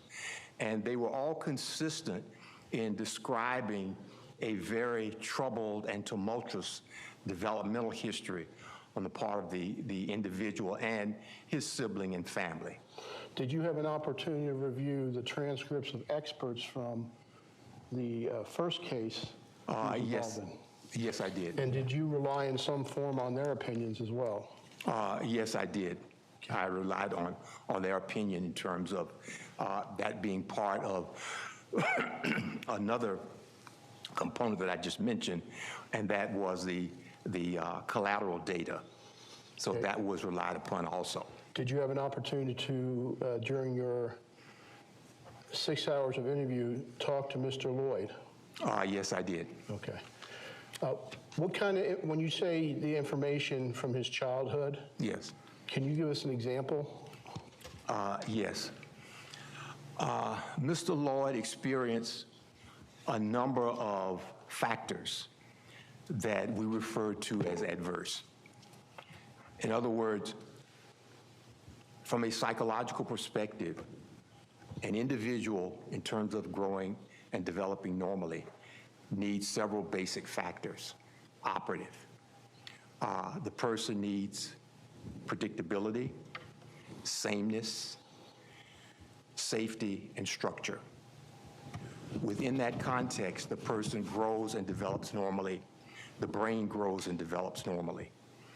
When those factors, and these are the factors that were not present in Mr. Lloyd's history, when those factors are absent, the individual grows and continues to grow chronologically, but cognitively, behaviorally, and emotionally remains fixated at a much younger chronological age. It's only within that context of safety, predictability, and sameness is the individual able to grow and to develop a pattern of behavior that is consistent over time. If you have all of these, what we call destabilizers, then it precludes the individual developing a pattern of consistent thought and behavior. I spoke to him about a significant portion of his history and functioning leading up to that particular time. And he had had issues with the police. He had been wrongfully charged with regard to a particular incident that had occurred. He had experienced a number of losses in terms of close individuals who had died. He had himself been injured. He had been robbed. So there were all kinds of tumultuous incidents going on in his life at that particular point in time. And over time, he had developed, as a result, his perspective with regard to his position in society and in his structural framework. Okay, so the defense expert testifying that adverse factors were destabilizers and that it muted, if you will, his behavior and emotional development. Bob, again, this evidence is being allowed to be put in. I'm not sure if it's the doctors connecting that ultimately to the diagnosis of schizophrenia. It sounds more death penalty-ish to me. What do you think? Well, I think that's a valid point here. It really is going to be interesting to see on cross whether any of the defendant's testimony is used to undermine, the assessments made by this expert. And it's also an interesting example of, laying a foundation The fact that he relied on other reports, getting that out first before cross-examination, that his relying on those opinions was reasonable within his area of expertise, and that he examined and weighed all the factors, that he independently reached his opinion, and that it explained justification or excuse. Here, he hasn't really gotten that third element fully established yet. Where he seems to be taking us is that bring that medical diagnosis, under the elements of the insanity legal elements. Bernardo, why do you fancy that the defense is getting to all these early childhood issues? So I agree. I think that this is being used more of to soften the blow for the death penalty stage. I think it's more of to lay that seed for the jury to be thinking about this is what he went through. Bless you. Whomever. Thank you. So Bernardo, would you, do you think that could be the tactical play that's going on here? They're going to get into, all right, in the guilt phase, this is self-defense, and importantly, the prosecution can't prove who the first shooter is. Now, of course, this comes to the credibility of a person that gets on the stand and says this, who has a motive to lie, who's been convicted of killing his girlfriend. So the jury oftentimes will weigh the assessment of those things based on those factors. Do you think that's the argument, or do you think they really press the NGI at the summation, or do you see maybe that they don't address that NGI because they know they're not going to go over that hurdle? What do you think? Well, regardless, they're going to address that he's not guilty by reason of insanity at the time of closing arguments. Because remember, you still want to be an effective defense counsel, even though you think you won't be ultimately successful with that argument. You still want to bring forth that defense to that jury so that for their determination. But in regards to this testimony at the death penalty stage, what I'm curious to see whether the prosecution had a doctor to also examine Markeith Lloyd that will be in contrary to the testimony provided by the expert that the defense put on the stand. Yeah, okay, we'll see, because it's going to be fascinating. Court should be resuming anytime soon. So when they go live, we certainly will go live. We have another really interesting issue on a mutiny charge that the defendant had been charged with that became an issue of contention between the prosecution and the defense as to its admissibility. We'll talk about that on the other end. We're going to take a short break. We'll be right back.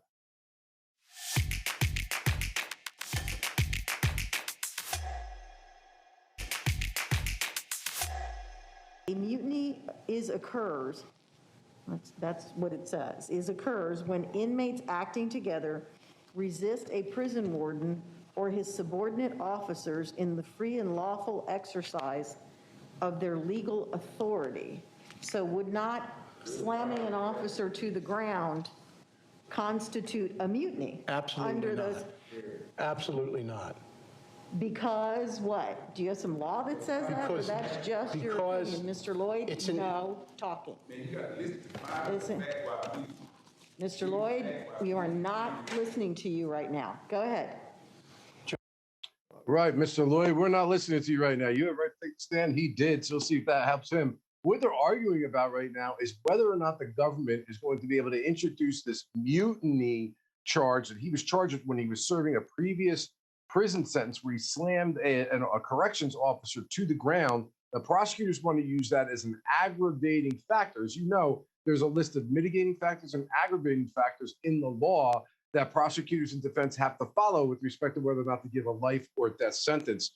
So that's been a pretty big issue in this case. Again, we're talking about the death of Lieutenant Deborah Clayton, who was shot at the Walmart. We don't know who was the first shooter. The defendant took the stand and said it was the police officer that was the first shooter, kind of arguing as self-defense, but also putting a doctor on to throw in a little bit of the not guilty by reason of insanity defense. So there's kind of a little bit of a contradiction going on there, because Lloyd was very clear when he took the stand that he knew what he was doing and why he did it. He was saying it was self-defense, not that he was suffering under some sort of mental defect. However, their expert really amazingly says that's because Lloyd doesn't get that he's got a mental health illness, and that's why he doesn't talk about it. So let's listen to a little bit more of the judge and the arguments that are going on between counsel as to whether or not this mutiny charge will be allowed to be considered by the jurors as an aggravating factor to justify the imposition of a death sentence. What is the basis of your argument that there is nothing about a mutiny charge that could be considered on its face to be violent? That's the question I'm asking you.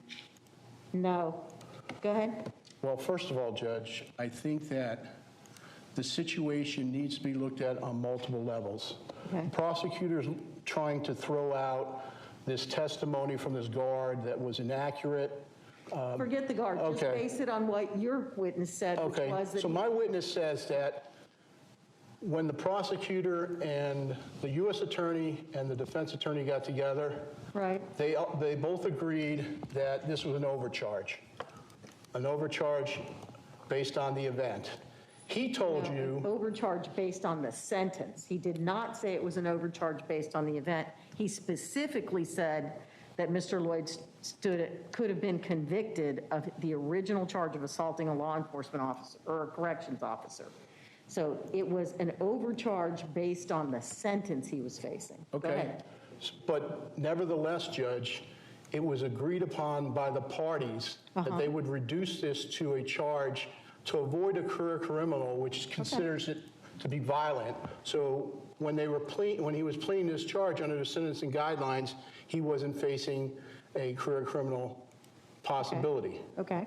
And so they created this mutiny charge just out of the air to allow him to plead to this. And as you heard, at some point they were even talking about a misdemeanor charge that the U.S. attorney wouldn't originally would not agree to. So what we're talking about here, though, is what is the court allowed to do? Are you saying you're allowed to go, you know what, picking him up and throwing him down is considered mutiny? No. Considered a riot? No. There's no evidence of mutiny or riot here, Judge, at all in the record. The only evidence there is of the picking up and throwing down 3 times and then him being taken into custody. And the court has to look at the scenario to be able to make that decision. Bernard, let's go back to your former homicide prosecutor and myself too. This was a really confusing issue here. The judgment of conviction may even be wrong. There was a lot as to whether this actually constituted mutiny, and there was a lot about this was the plea bargain they wanted to get to that time, so they pled him guilty for that. I mean, as a prosecutor, I would be very concerned in a death penalty case that this was too wobbly to admit as an aggravating factor. I've got enough already. Why do I want to play games by admitting something that could cause a reversal? When you're dealing that, it's the possibility that you'll get a reversal by adding something that you don't know is 100% sure to stick if it were to be appealed. However, I would say this, I would be disappointed in the judge if the judge wouldn't allow testimony about Markeith Lloyd assaulting a correction officer, because I think that's the problem that we have right now, that officers are being assaulted, but nothing's being done about it because it's like, oh, Markeith Lloyd, he's facing a life sentence. He's actually doing a life sentence for killing someone. So this will be overkill. This is the point at this time during the death penalty stage that this jury should be able to learn of, look who Markeith Lloyd is. Look how he is still acting. It is consistent to the behavior when he killed this lieutenant on such and such day. Bob, what are your thoughts on this? Because there was a lot of confusion as to what he pled guilty to, what the judgment of conviction said, what the offense was. I mean, I don't know. Maybe I was cautious as a prosecutor. Never got reversed on a homicide conviction, but I played things very tight. The record was not clean enough for me to feel confident as a prosecutor that this is going to be upheld. And if one aggravating factor gets before that jury that should not have been there, it's coming back. Well, I think you're right. And the fact that this might have been created to foster a plea with the U.S. attorney, is a problem. I mean, Bernarda has an excellent point that says, hey, look, this is the conduct even after this guy has now been sentenced and he's in prison. And that should be looked at as an aggravating factor. But again, here, you have at least 3 other aggravating factors: purpose of escaping arrest, hindering enforcement of laws, and a victim is a law enforcement officer. So, you know, if he's going to get the death penalty, you probably have enough there, and it's probably a cleaner basis on aggravating factors. But Bernardo makes a good point on that as well, showing what he's doing now, that he's, you know, and that could undermine, too, his, the death penalty conviction. Yeah, I mean, Bernardo, and to your point, I mean, it's a great evidential thing. There's no question about it. It also goes to his perspective about law enforcement officers and how he treats them, and certainly something could be argued. So, final thoughts, Bernardo, because I know you got to go. What do you think so far as how the case is going? You want to be the prosecutor on this case or the defense lawyer? I want to be the prosecutor in this case. It's just Markeith Lloyd. He is very dangerous. He should not be in society. And I think that at this point, Markeith Lloyd is going to be given the death penalty, given his prior conviction and for him killing this innocent lieutenant. Yeah, definitely. Bernardo, listen, I really appreciate it. It's always great having you on. You did a great job, as always. And we're going to be taking a quick break. And again, Markeith Lloyd is going to be going live soon. But when we come back on the other end of the break, we have our very own Brian Buckmire that's going to be talking to us about this arduous jury selection in the Ahmaud Arbery case. So we'll be right back. Please stay with us.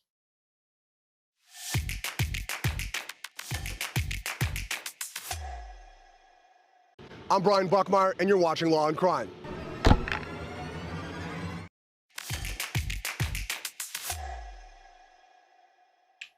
All right, jury selection in Ahmaud Arbery's shooting death proving to be a little bit difficult. They're looking for the magic number of 64. They had 55 jurors at the end of the week, but they lost one today. 17 jurors are coming in to be vetted. The defendants face malice murder charges, aggravated assault, false imprisonment, and criminal attempt. We have our very own Brian Buckmire that is with us down at the courthouse, is witnessing all things, doing a great job. Great interviews, Brian. I've been watching them. So tell me, what's the developments right now as far as the jury selection is going? Are we going to get anywhere near a jury today or tomorrow? For today, Bob, definitely not. I think perhaps for tomorrow, my expectation is definitely Wednesday. And the reason why I say that is it's just a numbers games at this point. We have 17 people coming today. By my count, about 4 or 5 people have already been disqualified. The last potential juror came in with a doctor's note saying that her husband would be just went through surgery, and came in with a doctor's note saying that that juror, the wife of the individual who is going to be having to take care of her husband, should be exempt from court.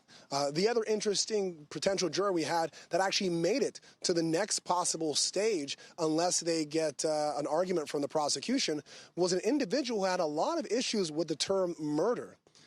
Just to quickly go over it, Bob, the problem that juror had was that he didn't believe that this was quote-unquote murder. He said, I would have probably some profound or more very obvious, very undeniable evidence that the information would be changed. His issue, Bob, was that he thinks that this is a killing, think things escalated, but doesn't think it rises to the level of murder. I think one of the issues we're going to have is what is felony murder, and that's one of the arguments the prosecution's got to drive home. Yeah, Brian, what is going on with respect to your idea of how these lawyers are going to use their peremptory challenges and the importance of that in order to strike a fair jury? Yeah. So again, the number I've been using is kind of 3 sets of 12, and then 24. The first 4 being the alternates, the next 12 being the actual jurors who sit. Then the prosecution gets 12 peremptory challenges, and then somehow, I've never seen this in other jurisdictions, the defense and the prosecution gets to share 12, and then there are 24 defense strikes each. Don't forget, there are 3 defendants in this case. What we're expecting and what we're hearing is that they're already kind of contemplating what those peremptory challenges are going to be. The major question is there going to be coordination between the defense attorneys? The Hoax are representing Gregory McMichael. We've got Jason Sheffield and Bob Rubin representing Travis McMichael, and Kevin Goff, the only one representing William Bryan. Now, what I've seen, because I was in court, Bob, go ahead. Yeah, now how vital do you believe the peremptory challenge process is for both sides to get a fair trial in this case? At this point, it's going to be huge because most of these jurors, Bob, it's not like we've seen other trials where they say, I haven't really heard much about this, I don't have an impression. I would say a large portion of these prospective jurors have said they know something about the case. They have either a neutral or leaning towards negative impression of the defendants, but they've all said they can put those feelings aside. And so at this point for the defense, it's really about how we can pick out the jurors who have the least amount of bias, because you've got to know that at least some of them have some bias in this case. Right, even though they got through the 4-course challenge process. Brian Buckmire, of course, your trial talents are very helpful for us down there. We really appreciate all the work you're doing. Look forward to seeing you on the next hit, Brian. My pleasure, Bob. Thanks. Okay, guys, Markeith Lloyd is live in court. You know, if they're live, we're live. So let's go to it. If Dr. Michael Koribanics is on the witness stand, he is a rebuttal witness for the prosecution, a forensic psychologist. Should be interesting. Defense, I'm not so much generating hypotheses, but instead I'm testing hypotheses that have already been generated. So in this particular case, when I was retained by the state, the defense and the defense expert, specifically Dr. Toomer, had generated some hypotheses. And when I agreed to be retained, it was for the purpose of testing those hypotheses. So my agreement with the state is I'm going to look at anything and everything that is potentially important. I'm going to look in particular, of course, very carefully at Dr. Toomer's work and his opinion. And I'll tell you honestly and truthfully whether I think it's supported or sustained. I will tell you whether I think it is supported or it is not supported. And that's exactly what I did in this case. Did you, therefore, have a chance to review the deposition that the state took of Dr. Toomer prior to your testimony today? Yes, I did. Did you also, just this weekend, have an opportunity to review Dr. Toomer's testimony from the witness stand in this case? Yes, I did. Could you tell the members of the jury, and if you want to use some general terms to describe, because there's a lot of documents, what other materials you reviewed in preparing for your testimony and reaching an opinion in this case? There was a massive amount of material, but I'll try and just give you the categories. The categories included the discovery, the police reports and related documents, legal documents pertaining to this particular case. The discovery, the legal documents pertaining to the case of Ms. Dixon. It included the reports in many instances and the testimony in many other instances of various expert witnesses that have previously testified at the previous trial, that evaluated Mr. Lloyd. It included transcripts of testimony of lay witnesses. It included medical records and psychological or psychiatric records pertaining to Mr. Lloyd. It included jail and prison records. It included some raw test data from evaluations that had been done previously, including the evaluation by Dr. Toomer.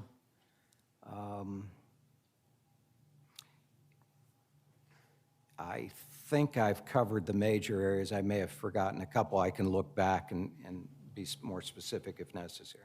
No, sir. I think you covered it. Did you also conduct an interview with the defendant, Markeith Lloyd?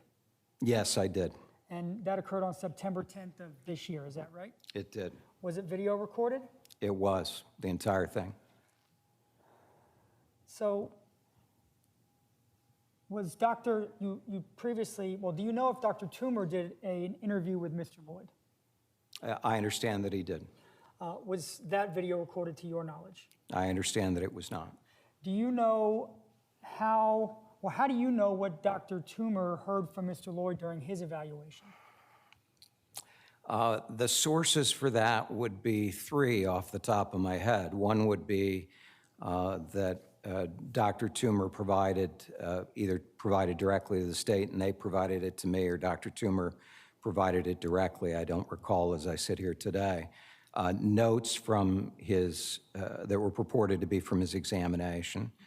I read Dr. Toomer's deposition taken by the state where he was questioned about the examination or the examinations, and the third source would be his testimony. Now, do you agree with Dr. Toomer's conclusion that Mr. Lloyd was insane at the time that he killed Lieutenant Clayton? Just generally, and then we'll talk more specifically. No, I don't. Now, could you inform the members of the jury what the legal criteria for insanity are within the state of Florida? And before you do that, would a diagram help you do so? Sure. Your Honor, may I approach the witness to what's been marked and shown to defense counsel as State's Exhibit BU? You may. Dr. Gamache, I'm handing you what's been marked as State's Exhibit, or I'm going to show it to you. BU, do you recognize that? Yes, I do. And how do you recognize it? It's an exhibit that I have prepared for use and application in insanity cases. Does it, in your training and experience, accurately represent sort of a roadmap of the law of insanity within the state of Florida? It does. Yeah, I've found it useful. Your Honor, at this time, I'd ask the court to admit State's Exhibit BU as the next numbered exhibit. Any objection? All right, this will be received without objection as State's Exhibit number 63.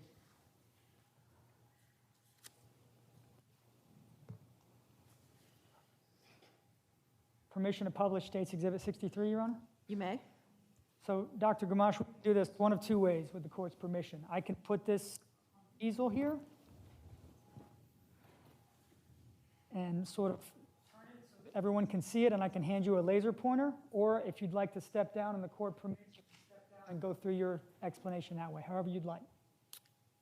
It makes, maybe the easiest to, I probably don't trust myself with a laser pointer, so You can step down, Doctor. Thank you, I'll Judge. step down.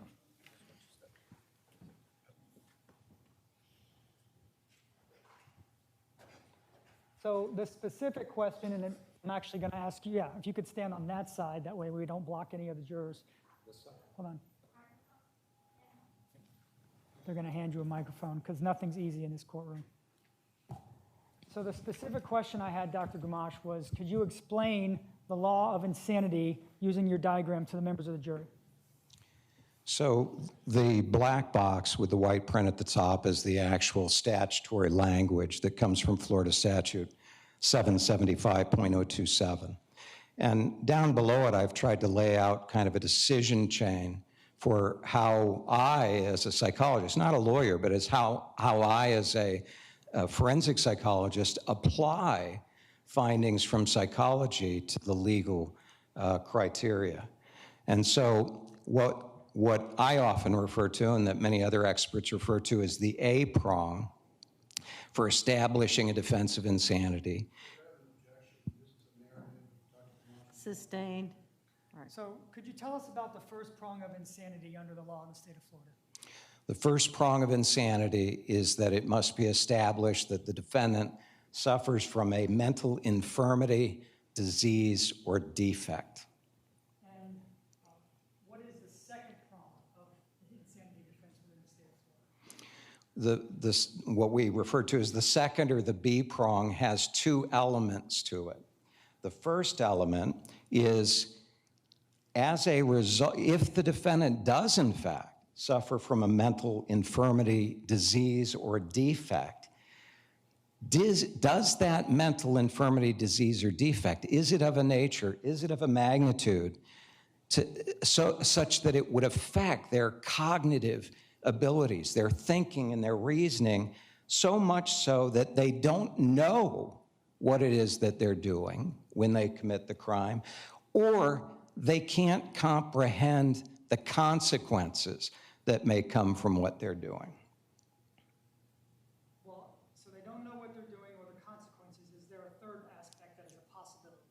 There is, because even if it's established or even if it's accepted that they meet the A criteria, they have this mental infirmity, disease, or defect, but the data doesn't support that they didn't know what they were doing. In other words, the data and the evidence suggests that they did know what they were doing, and the data and evidence suggests that they knew what the consequences were, you could still support a finding of insanity if, even though they knew what they were doing and knew the consequences, they didn't appreciate the wrongfulness of what they were doing. So on your diagram, there's a stop sign up the top right stop sign. Explain what that means to the members of the jury as it relates to prong A. Well, logically, if the person, if the evidence in the psychological data doesn't support the conclusion that a defendant suffers from a mental infirmity, disease, or defect that's capable of interfering with these cognitive functions, then you can stop there. They don't meet the A prong. The B prong is only relevant, or the second prong is only relevant if you can adequately establish the A prong. So you have, is my understanding that you have to, a defendant has to meet both prongs of the chain that you just described in order to be determined, or for you to render a conclusion that he or she is legally insane. They must meet the A prong, and they must satisfy either the first part of the B prong or the second part of the B prong. Okay, thank you, Dr. Camacho. You can have a seat again. Great, thanks.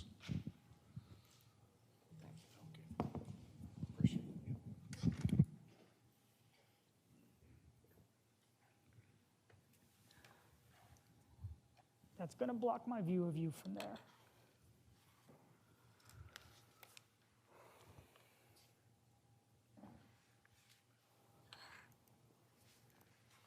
So now let's, if you don't mind, turn back to Dr. Toomer's opinion that you were asked to evaluate. Were you able to determine which mental illness, disease, or defect Dr. Toomer believed Mr. Lloyd suffered from as to the A prong? I could not determine that with certainty. And can you explain to members of the jury why that is, why you had a difficult time determining that? Well, the two fundamental sources of information I had to enable me to understand that and interpret that were Dr. Toomer's deposition taken by the state and his testimony on this past Saturday. And when I read his deposition and I consulted with Mr. Williams, I explained to Mr. Williams that, Without saying what you said to me, walk the members of the jury through the process.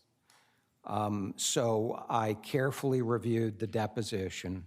I identified each of the parts of this deposition where Dr. Toomer was asked a question about his opinion with regard to what mental illness or mental defect that Mr. Lloyd suffered from.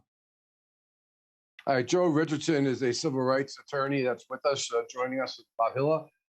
Joe, talk to me a little bit about what you think the value of this testimony is going to be for the prosecution to be able to call this witness in rebuttal to attack Toomer. A good move by the prosecutors? Yeah, I think it's a really good move because, among other things, first of all, I don't know that the jury is going to believe that he didn't know what he was doing, right? That the defendant didn't know what he was doing, didn't appreciate the consequences of his actions, and his own words lend to that. You've got other people that are experts testifying that that he's not clear, that he's insane, including Dr. Toomer, but he doesn't think he's insane. He thinks he's clear as a bell. And this witness does a good job at letting a jury that might be inclined to find against the defendant anyway. He gives a medical explanation where basically he says, as a forensic psychologist, he basically says, I'm reading his testimony and his deposition, Dr. Toomer, and I can't tell whether he says there is what the mental disorder actually is, even though Toomer says he was insane. So I think that it kind of justifies what they're trying to convey as a prosecution. Yeah, I think he's a great witness for the prosecution because he can't even get the prong A yet. He's saying that Toomer wasn't able to do that, but also thinking from the prosecutorial standpoint, this is going to be bleeding over potentially into the penalty phase, and the prosecutors don't want that jury to sit there and say, let's give him a break because he had mental health issues. That's where I think that this is going. So I think strategically it's put together, played well by the prosecutors.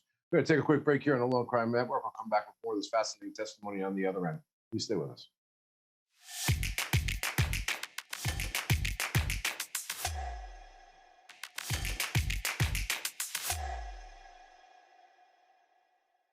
During the break, the rebuttal expert for the prosecution brings out that Dr. Toomer, who was the defense forensic expert, never consulted the DSM-5, which is the Bible for psychiatric diseases and illnesses throughout the United States, and never compared the diagnostic criteria of that book of the DSM-5 to the defendant, which is really shocking. Let's go back live to court.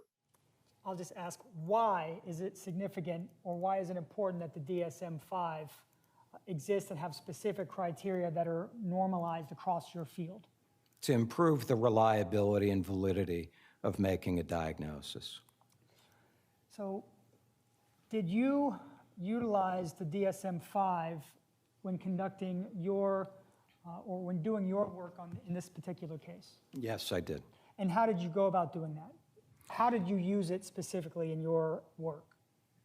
How do I use it specifically in my work, or how did I use it in this particular case? In this case. I'm sorry. Thank you, sir. So in this case, once I had had a chance to review all of the records that had been provided to me and had a chance to review Dr. Toomer's deposition and his raw data,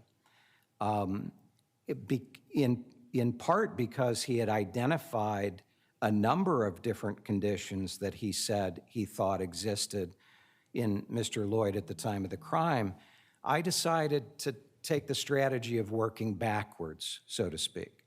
And what I mean by that is that the common denominator for, in fact, it's part of the definition of a mental illness in the DSM-5, is that not simply that a person have some signs or some symptoms, but they have a constellation of signs and symptoms. Sustained.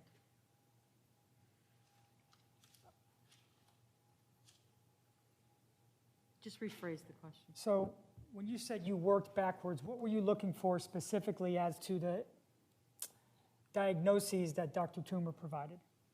What I was looking for specifically is evidence that whatever the condition might be, that it affected his functional abilities, that he was in some way disabled by it, that it was clinically significant. That's the common denominator of mental disorders. So explain that. When you said that there are indications or people can have signs or symptoms of mental illness, but that's not sufficient in and of itself? Not in and of itself, no. In fact, that's a part of the diagnostic criteria. People can present with different signs and symptoms, but is the constellation of signs and symptoms of sufficient magnitude and seriousness that it's somehow disabling to them? Okay.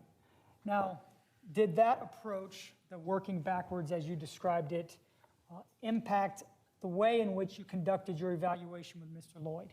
It did. So can you tell members of the jury how you used that approach and how it played out in your evaluation with Mr. Lloyd? So I wanted to know ultimately I wanted to get inside of his head for January 9 of 2017. But before I got to that, I wanted to work through the process of understanding his functioning in the community in the time frame from 2014, when he returned to the community, up until December 2016 and January 2017. So I spent considerable time speaking with Mr. Lloyd, questioning him and understanding what did he do when he got back out? Where did he go? How did he function? Was he able to take care of himself? Did he pay his own bills? Did he take care of himself? Did he have a place to live? Was he able to communicate with people, develop relationships? Those are all the functional activities of a day-to-day life that we're all engaged in. People that are seriously mentally ill will have problems, will have difficulties, sometimes disabling difficulties in one or more of those areas. So the concept here was to work from when he got back out into the community and explore his functional capacity for that period of time, from 2014 up and to and including January 9 of 2017, because that would give me a clue. If I learned about different functional impairments that he had experienced during that time frame, then I would follow up with questions about, if you couldn't work, what was the obstacle? What was the problem? People wouldn't hire me because I wouldn't show up, or I wasn't taking my medication, or what have you. But again, the point was to work systematically through these functional activities, his abilities and his capacities in the community leading up to the day of this particular offense, as a way of understanding and evaluating, did he have a genuine serious mental illness, and if so, in what ways was it disabling to him, and how was that disabling aspect relevant to his thinking, his emotions, and his behavior on January 9 of 2017. Do you feel you had the sufficient ability to, through your conversation with Mr. Lloyd, gain an appreciation of his functioning during that time frame? Yes, I do. Can you give us a sentence or two as to your opinion as to Mr. Lloyd's ability to function during the time frame that you've described? I found his functioning, his capacity for functioning in these day-to-day domains to be, in fact, exceptionally good, not disabled. He was very effective. He was very much of an entrepreneur, and a successful entrepreneur from a work standpoint. When he got back out to the community, when he left the community, there was no such thing as Facebook. When he got back out, he discovered Facebook, and he was a prolific poster on Facebook. Not only that, he learned to use it to stay in touch with old friends, new acquaintances, to make friendships, to express himself, to read about the thoughts of other people, and in particular to engage in finding prospective relationships with women, which was a very important part, a very strong and important motive for him in his life. Now, based upon your conclusion about Mr. Lloyd's functional abilities from 2014 up through the time of Lieutenant Clayton's death, did you form an opinion as to whether or not Mr. Lloyd suffered from a mental illness or disease in the A prong of the insanity defense? Yes, I did. And can you explain to the members of the jury what your opinion is as to the A prong? All right, my opinion is, and in the way that it relates to those functional abilities, my opinion is that there's no evidence that he suffered from a serious mental illness at any point during that, what are we talking about, roughly 2-year time frame. No matter what whether the argument is it was PTSD, whether the argument is that it was schizophrenia, whether the argument is that it was bipolar disorder, all of those conditions are known to result in significant functional disability for people. He didn't have any functional disability, so there was no real basis, and he certainly had not been diagnosed or treated for a mental illness during that time frame, so there was no basis, in fact, to conclude that he met the A criteria, or the A prong for defensive insanity. Now, you were discussing, you use the phrase signs or symptoms. Is foaming at the mouth a sign or symptom of mental illness? It is not. I'm glad you asked me that. I heard that testimony, and I can comment further on that. Bob, this is a really extraordinary testimony. Not only did the defense doctor not look at the DSM-5, he's basically saying now the prosecution's rebuttal expert that his daily functioning was exceptionally good, referencing Facebook, which we now listen to a lot of posts that were very cogent, and he was building relationships, especially with women, and that there was nothing that he suffered any serious illness ever, no functional disability, no diagnosis or treatment ever for mental health or illness problems. This witness is not only destroying the not guilty by reason of insanity, their prosecution is going to score points in that penalty phase if the jury should look for the death penalty. Thoughts? Yeah, I mean, first of all, what's critical about this testimony, it gives an alternative to the defense's expert. So now the jury has two experts that it can weigh and opinions that it can, either accept or reject. The second part of this is you need to have a convincing expert. This expert is saying, hey, look, I looked at more facts than the opposing experts. I considered more medicine than the opposing experts, the DSM-5, by way of example. And so my opinion in this case is more comprehensive, and it's more reliable, and it basically is better than the opposing expert. And as you said, he takes the legal definition, which is a legal definition of insanity, and he connects the medicine or the medical evaluation that he did here within those prongs of those elements. Yeah, great point. With a demonstrable exhibit, which jurors love to see, and it builds credibility into that expert's opinion. Wow, this is really fascinating stuff, guys. We're going to take a quick break, but we'll be back on the other end with more of this testimony. Please stay with us.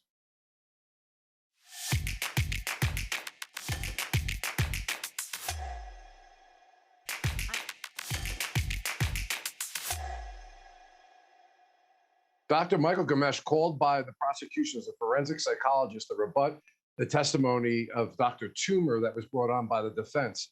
The final conclusion from the prosecutor asked the question, and he answered he does not, the defendant, meet the legal criteria for insanity. He's being cross-examined right now by the defense attorney, who indicated that he's had a number of cases with Dr. Koribanics. Let's see where that's going to go. A very good psychologist, do you not? Yeah, I think that's a fair statement. And as a matter of fact,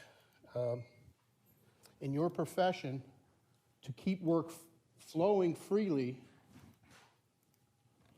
it's important to do a good job for your clients. Isn't that right? So when you ask me if I consider myself to be a good psychologist, I say that because I really focus on trying to do a good job and doing quality work, yes. And as a matter of fact,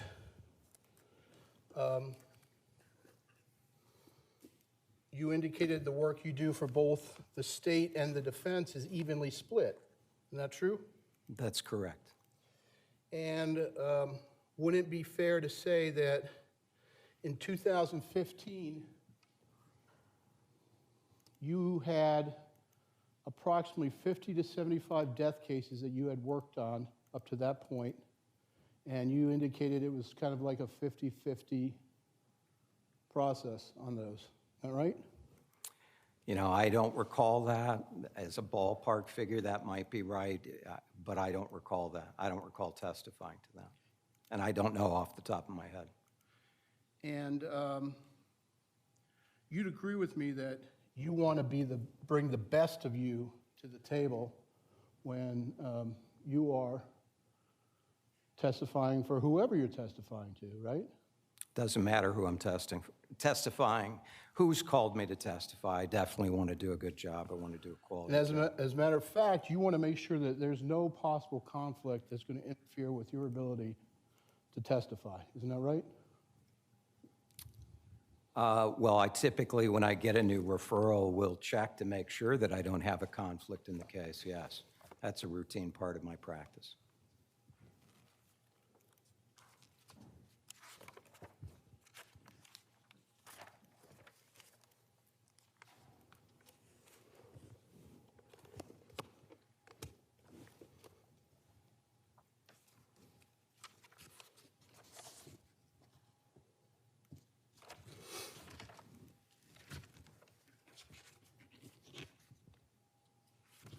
If I can have a moment, Judge, I'm sorry.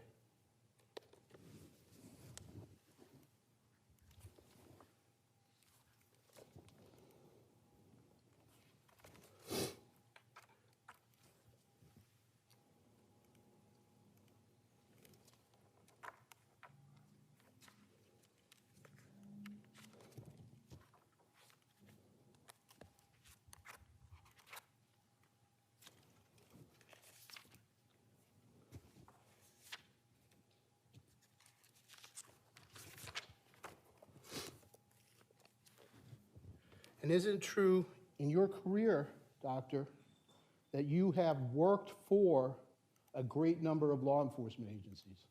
I have. Well, to be clear, I haven't been employed by them, but I've done consulting work for them. Okay. And we're talking about more than 10, is that correct? I don't recall the exact number, but at one point I had contracts with a number of law enforcement agencies. And as a matter of fact, FDLE brought you in to help them solve cold cases. Isn't that right? I consulted with FDLE. In fact, I was the principal investigator on a research project to evaluate psychological factors relevant to serial murders, serial lust murders, and serial rapes. And you worked for the U.S. Marshal's Office, is that right? Again, I had a contract with the U.S. Marshal's Office, and I did consulting work. And you've contracted with the Pinellas County Sheriff's Office, is that right? I did. And you contracted with the Tampa Police Department, is that right? I did. You contracted with the Hillsborough County Sheriff's Office, is that right? Yes, I did. We already talked about the Florida Department of Law Enforcement. And there were a handful of other agencies besides the 6 or 7 we just talked about that were smaller than that, correct? Some of them were smaller. There were a couple other larger ones. Okay.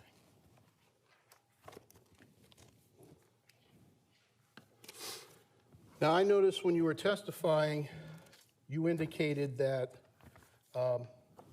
when you're going through your records, there was no indication that you received Facebook pages. Is that correct? I'm sorry, are you saying as I testified today, there was no indication I'd seen Facebook pages? Well, you went through everything you reviewed, and Okay, so you are talking about today. I understand your question now. And so that was simply an omission. I reviewed a large amount of media, specifically or particularly Facebook postings by Mr. Lloyd. Okay, and so you know there was approximately 30,000 pages of Facebook in this case? You know, I heard you say that on Saturday. I don't honestly remember, but I know it was a huge volume. Okay. And it was a mistake that you kind of overlooked the fact that you had reviewed Facebook pages? Not at all. I was asked, I think, to be succinct and not itemize everything, but that's certainly an omission, and thank you for pointing that out. And when did you receive those Facebook pages? I don't know the exact date. I know that I've been working on the case since November 2019, so it certainly would have been between November 2019 and earlier this year, but I couldn't tell you off the top of my head exactly when. And you're aware that when I took your deposition, I was emailed a copy of all the records that you were provided. Is that correct? Are you talking about the email that I sent to you? Well, it's originally dated December 29, 2019, correct? That's the one you forwarded? I don't have it in front of me. I've got it with me. I don't have it in front of me, but you were provided with 2 itemizations of the documents that I reviewed. One came directly from the state, and the morning that you took my deposition, we had prepared one of our own and sent it to you and to the state. And did you review the one that I got from the state? I did not. Would you like to review it? It's entirely up to you. I just want to ask you if you see Facebook on there. I'll approach the witness, Judge. You may. Doctor. Thank you.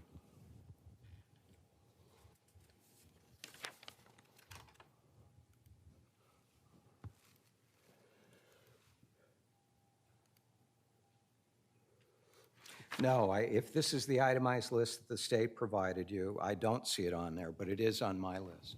Okay. All right, Joe, so what we're getting now is that the defense is bringing on across that, or got information out that he's worked on cold cases, serial murder cases, and numerous law enforcement agencies. I get that the defense wants to try to show he's like a pro-cop guy, but I don't know. I thought it kind of built his credibility up a little bit. And then this issue about Facebook pages and when he reviewed them or not. Are these major points? What do you think about the cross so far? I know it's early. Absolutely not. I don't think that there's much to it at all. Among other things, I think to your point you just made, he actually becomes more credible because he's working on cold cases and he's working on helping police agencies get real bad folks. Jury's not going to be mad at him because of that. And again, his testimony comports with common sense. Maybe some tendencies that the jury already has, and it agrees, by the way, with what the defendant himself says. The defendant agrees with the prosecution's forensic psychologist. That's the long and the short of it. And so I don't think that he'll get anything that that's going to help the defendant is going to get anything that's going to help him here. And in case people are joining our audience right now, the agreement that Joe, I believe, is referred to is that the defendant himself says that he does not suffer from mental illness. Right. So, right. Yeah, right, Joe? It's unbelievable. Okay, guys, we're going to take a quick break here on the Law and Crime Network. We'll be right back. Stay with us.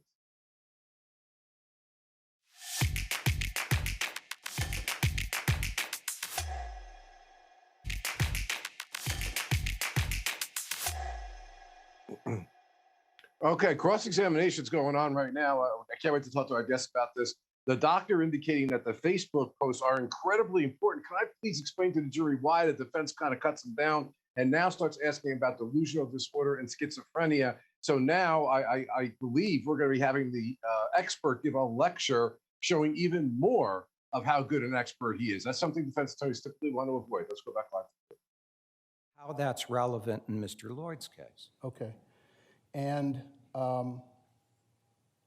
you stayed away from that in your testimony because you don't have to admit that you don't find, at least in terms of the belief that law enforcement is trying to kill or was trying to kill Mr. Lloyd, that that's a false fixed belief, correct? I'm sorry, I did not follow that question. Maybe if you could restate it. You looked through, you claim, Facebook pages, is that correct? I'm testifying under oath. I studied the Facebook pages that were provided as part of the evidence in this case. Well, let's talk about that for a second. We'll Sure. go back to the false fixed belief. Isn't it true after you study everything, you have a meeting with your captains, people who pay your bill, and you tell them things like, well, here's the advantage of me evaluating Mr. Lloyd, here's the disadvantage. Isn't that right?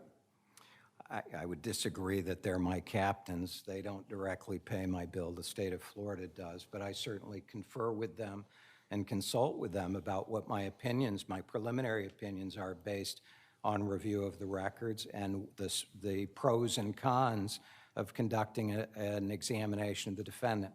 And it's the very same kind of consultation that I do with defense attorneys. Well, isn't it true that you do that before you go to talk to Mr. Lloyd?